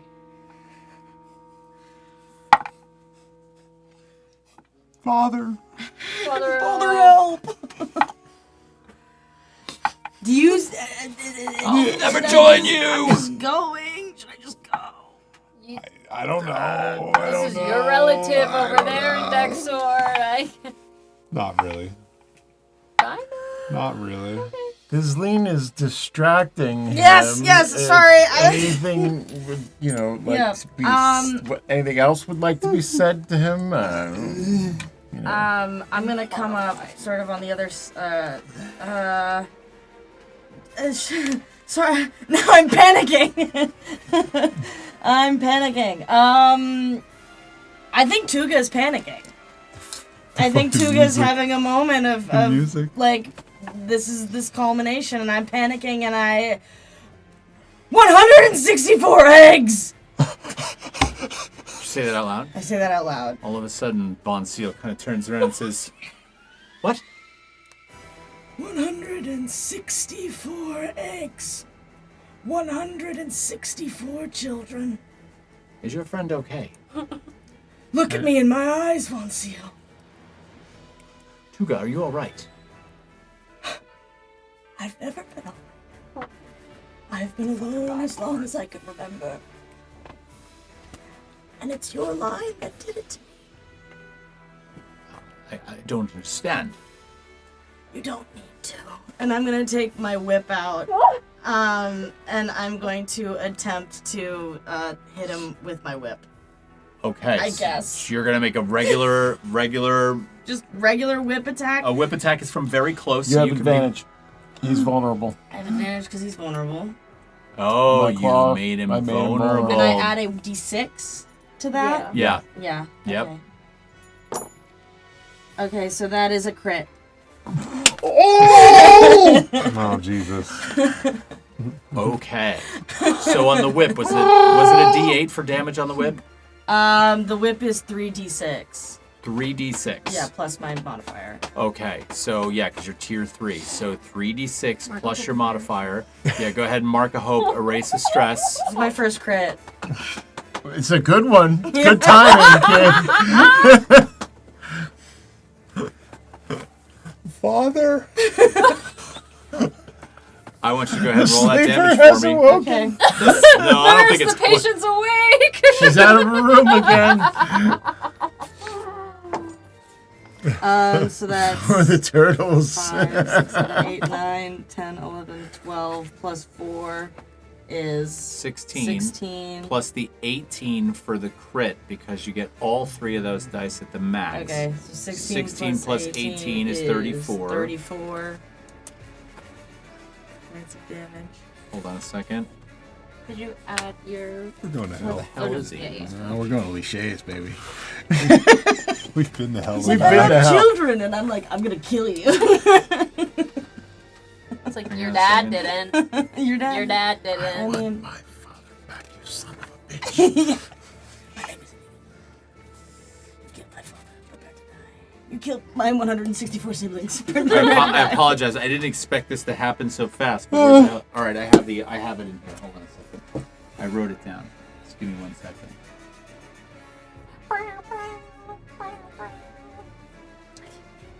He was so excited to tell us about his airships. Okay, so you said Why do I feel 34 or 36 points of damage. 30 was it 34? It doesn't matter, actually. It doesn't matter. Okay. All right, so you describe to me how this goes. You're cracking this whip and you're nailing him. Tell me what it looks like. I'm gonna bring my my whip is gonna sort of wrap around his neck, and I'm gonna draw him very close to me. And I'm gonna actually say that with the crit, you now have him restrained. Like he is incapacitated. You've got a hold on him, and his eyes are bugging out of his head. He's like desperately trying to grab the whip. Someone has to pay.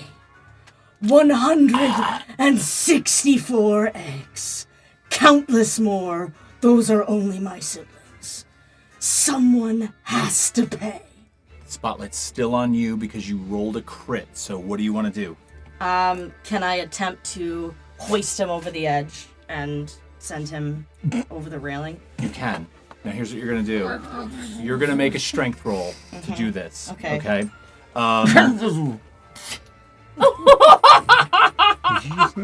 You're gonna make a strength roll to do this. Okay. And I will say this. Obviously, a crit, you get everything you want. If you succeed with hope, you get everything you want. If you succeed with fear, there's a possibility that someone's going to see you. Okay, he'll still go over the edge, but there's possibility someone's going to see you. If you fail with hope, he's going to pull you with him over the railing. Oh, shit! And you're going to have an opportunity to make a roll to grab onto that railing. If you fail with fear, he pulls you over the railing and you have no opportunity to go over the railing. Tuga wanted to go. Okay? Yeah. And the DC on this is going to be... I add nothing, also.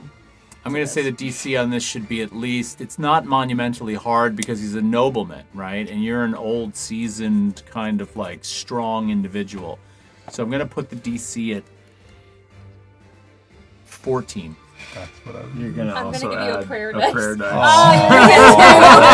Let's do 4? You Let get it my, happen. You get my I'm giving you 4. 4. Let it happen. So I get 8? Let it happen? get 8. Okay, I'll let it happen. I mean, I don't know. So I get 4? You want me to die? You were saying you were ready to die. How I did say perfect that would it be if over you and over went and down over with again. him? I mean, I'll could still- withhold my die. I'm gonna give it to you. Okay. Plus 4 I've then? been setting you up for this the whole run. You really I'll have. withhold you really my have. die. I'm with Okay. you. Kriya's a little Solidarity. against. Kriya loves that you're gonna. Kriya's scared. That is a 10 plus 4 with hope. 14 with hope. That's a success with hope.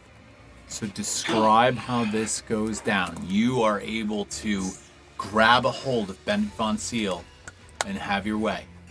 What happens? I have him here. Someone has to pay. I'm just sorry it has to be you.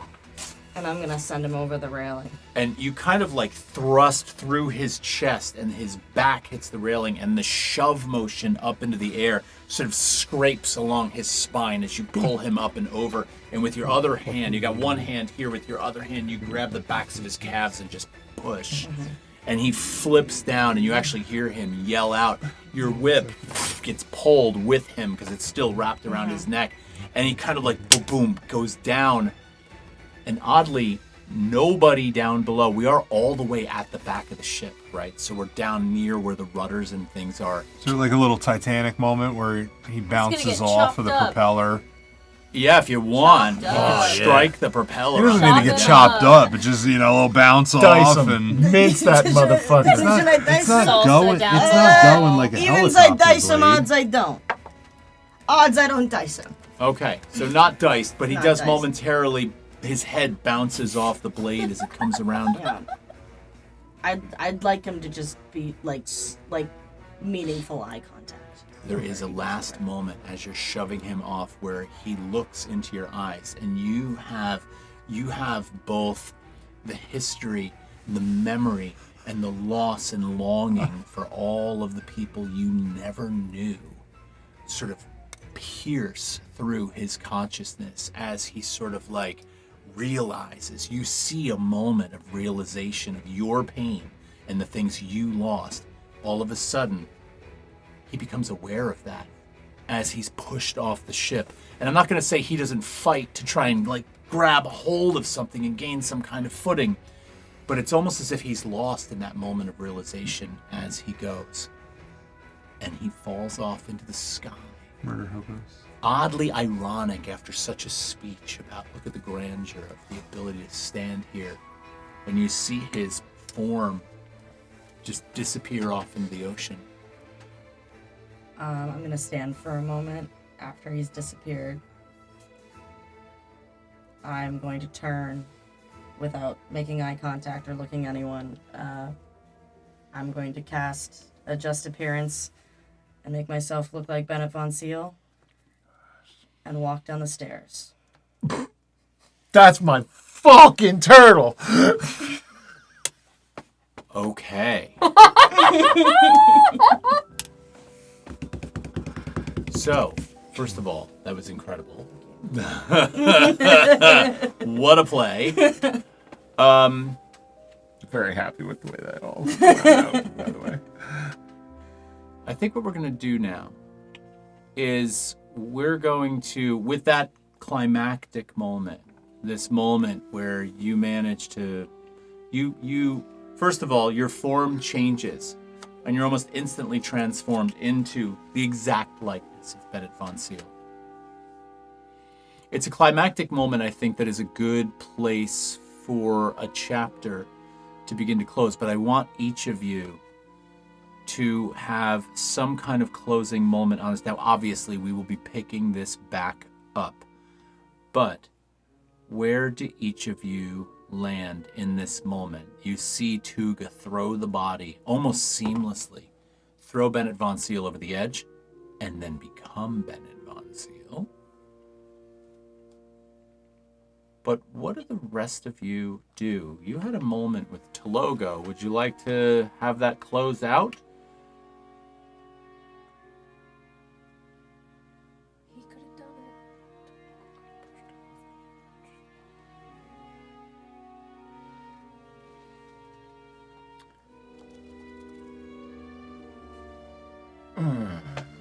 I think Fizzleen is very pleased with that last moment and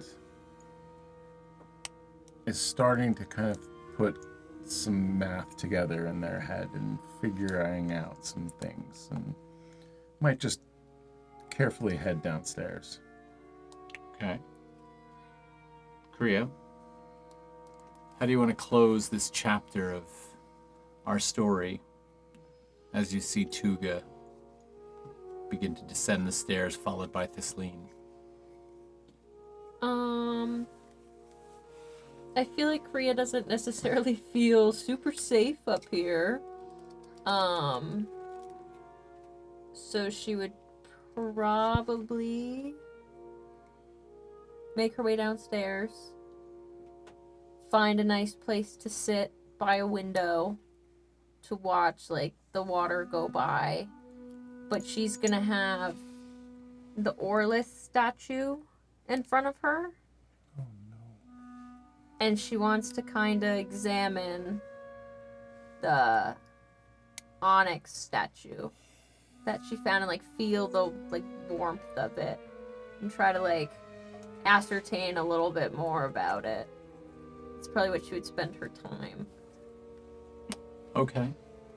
You are sitting on one of these beautifully appointed couches downstairs, taking it all in, and you've got this small onyx statue of this figure in your hand, and there's a warmth to this statue. And you are studying it, you're looking at its sheen, and then you realize something. For the first time, as you're holding this in your hand, you reach back and you touch this mark on your neck, and nothing happens. It's cool to the touch. And Is there a mark on the statue? you investigate the statue and turn it over and look at it over and over again, and you don't see a mark, actually. But I will say this. It's about an hour into the flight. And so you're sitting there and you're looking out and you can kind of see the horizon, the curvature of the horizon. And you feel this coolness. Something catches your eye out the window and you look out on the horizon. And there in the distance is the first Gargarothian. Silhouetted, sort of hazy, but off in the distance. And you're well above this thing, but you can see it standing down there in the ocean. 250, maybe 300 feet tall. The airship is probably 1,000 feet in the air, and this thing still looks like it's able to walk underneath you. And you look at this statue, and you look at the Gargarothian, and they look the same. And that's where your scene's gonna What? close. deck soar? Everyone's left the top deck, right? Well, you would still have been up there, so you can talk from that point down. Yes. I would stay. Okay. And I'm going to go over to the railing where Von Seal just met his end, essentially. And I'm going to sit down. Because I mean, I don't know if I can trust Catherine 100%, but maybe. I've got nothing else to go off of. Sure. So for all I know, Von Seal might have had something to do with my creation. So I'm just going to ponder on that for a little bit. Mm-hmm. Maybe take out my notebook and, just write down a couple of things about that. And then I want to, with all that fresh in my mind, that I don't know, I have the memory of essentially waking up in the library. And I know when we were down in hell, when we were in Hathros, I think it was it might have been the time that I touched one of the basins. But I had seen another memory of like a woman. And I thought that was maybe, the first time. I want to think back to that. Mm-hmm. And then what I'm going to do is I'm going to go in my bag and I want to take that black Andira bead. And I'm just going to consume it. I don't eat anything else, but I've used Andira before as, a power source. And I'm not 100% sure what the black one does. Okay. Other than it's a super concentrated source. It is a super concentrated form of going. Andira energy. It's a black pearl Andira. Granddaddy's dead. Gotta And get so high. you pull that out of your pouch and pop that into your mouth. Mm-hmm. And it probably doesn't even make it down whatever mechanism you have inside of you to call a stomach, but it gets inside of you. And you almost feel a moment where, I'm going to figure out how to describe this, but the Andira bead, like an electromagnet, if you would even know what such a thing was, whack, it like attaches itself to the inside of you, almost like it's being drawn to your power source, but can't get through because by putting it in your mouth, it doesn't have a direct route to that, and it's pulling, and you actually feel some of the metal inside of you begin to bend as this thing decides to try and get in there. And it's at that moment that the bead itself ruptures underneath all of the pressure to get through. Now, a typical Andira bead dissolves over time and actually usually has a day's worth of energy stored in it. This is a super concentrated Andira bead that actually breaks open and instantly transforms that energy into your systems, right? And with that, your power source that powers yourself is overwhelmed. And all of a sudden, there's almost like this surge of what is electricity. It's a kind of energy through your body. And you shut down. You go completely out, and your whole form just kind of goes and falls down. And so here's what we're going to do on that. Okay? Mm-hmm. Free him. Can I have your duality dice? Free him. Thank you. I'm going to roll your duality dice for you. On a crit, your body will become entangled in sort of the edge where the railing is in such a way that you're tied to the top of the ship and nothing will happen. On a success with hope, you will slide towards the back of the ship slowly. Okay? And I will say that on a success with hope, you'll get tangled at the back, but something's going to happen. I'm not entirely sure. Oh my god. On a success with fear, okay, you're going to, I'll tell you what, on a success with hope, you'll get caught up on the back of the ship and you're going to learn something interesting about your past in the fugue dream state you wind up in. On a success with fear, You're going to learn something about your past that you don't want to know in that same state. On a failure with hope, your body will fall from the ship.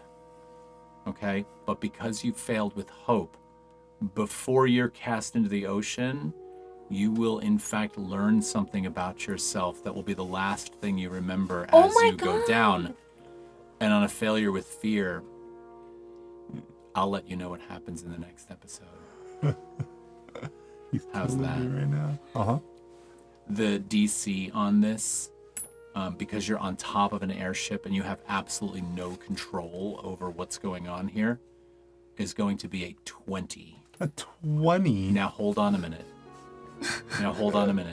You have inside of you all of the power that has been granted to you by each of your party members. And even though they are unaware of your situation right now, in that last moment before your light blinks out, you can draw upon one of them to aid you in this situation. And I'm going to let them roll their die. So who's it going to be? Who would you call to in that last moment as you go out? You're not Tuga. No. Thisleen. I have the most connection with Thisleen. Thisleen, you're going to roll a d6, okay? Okay. Saturn, I'm going to have you view this dice roll so that it's legitimized, okay? I don't want Indexor to die. What the hell? Dexor.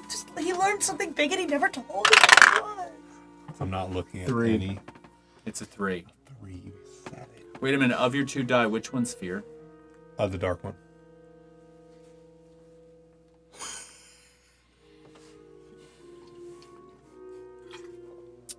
Should I have swapped them? I will let you know what happens to you Ah! when Oh we my god. come back. Ah! And that's where we're going to end Entropy's So Dawn. you failed with fear. Am Oh, I, was even that? Okay. First of all, beautiful ending, everybody. Shut Right? up. What do you mean, shut up? Shut up. Shut up! I think it leaves us in a spot that's pretty interesting. Fuck. The ship, the Cularis, is now strangely in your hands. You have transformed yourself into Bennett Von Seal, who owns this ship. Whether or not you can keep this ruse up will be in your hands. Okay. The ship is 1 day into a 3-day journey to Liché as you approach the first of the Gargrothians. The rest of you, Kriya, you're kind of contemplating the future, what your relationship to Raquig is, and this statue, Thisleen. What were you doing at the very end there? You were. I was going downstairs because I was trying to figure out which way to look at the situation and see how Tuga was going to reintegrate as Von Seal, see what Kriya was going to do. I thought I'd be reconnecting with Indexer as well. Maybe not. And was basically preparing to try to figure out how to maneuver through the rest of this journey and whatever support I could lend to Tuga in this ruse. Your question about the logo was definitely threw me for a loop, and yeah, so. Are you good?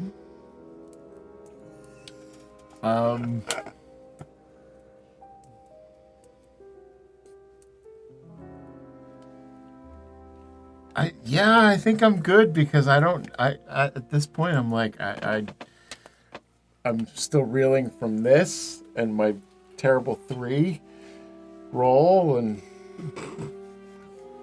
I don't want to do anything. I will out of say, if you duress. had rolled a 6, yeah, it would have been a success. can't fucking tell me that. That's cruel. That's I will fucked. also say this.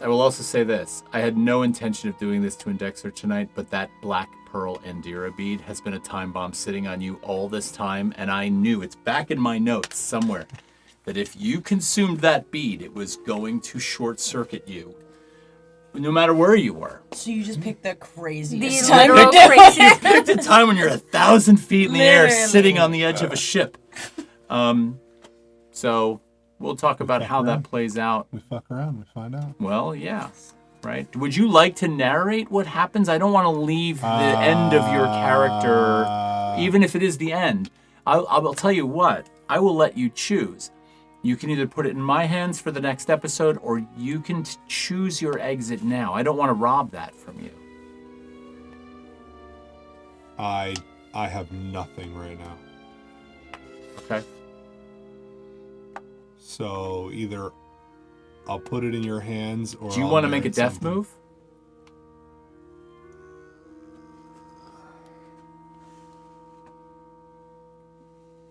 No, because I think the way that you already narrated it, It doesn't seem to fit. Yeah. It's not like a typical combat death move. Mm-mm. Okay. I think we just leave it right now. We can leave it, if that's what you want. Mhm. I want it to be your choice. Yeah. Well done, everybody. Nicely played. It's a good game. Great move. Yeah, yours was extraordinary. All right, so to all of those of you that are still hanging out and watching us, thank you. Thank you to everybody. I have to tell you now, keep in mind, next week we will be taking a week off as we prepare to move into Shadowdark for a little while. Now we will pick up with this storyline. Not in the Shadowdark campaign. We're going to be doing something else, but when we come back from that Shadowdark campaign, you will find out what happens to Indexor and Thistleen and Kriya and Bennett Von Seal. Or Tuga Von Seal. Tuga Von Tuga Von Seal. Big sticky mess. Von Tuga. Yeah, Von Tuga. Von Tuga. I'm just going to check in on the chat real quick here to see if there's anything going on. Automatic is just like this. Automatic, thank you so much for that generous tip again tonight. We really appreciate that. That means a lot to us. And we are, I hate being off for a week. I hate it. I do not like missing time. But so be it. All right, everybody. We will see you in 2 weeks. Hang in there. Get in the Discord. Subscribe to our channel. Give us some love. And please don't forget about us. We'll see you soon. Shadowdark's going to be awesome. We can't wait to play that. All right. It's gonna be fun. Good night, everybody. Take care. Bye. Bye-bye.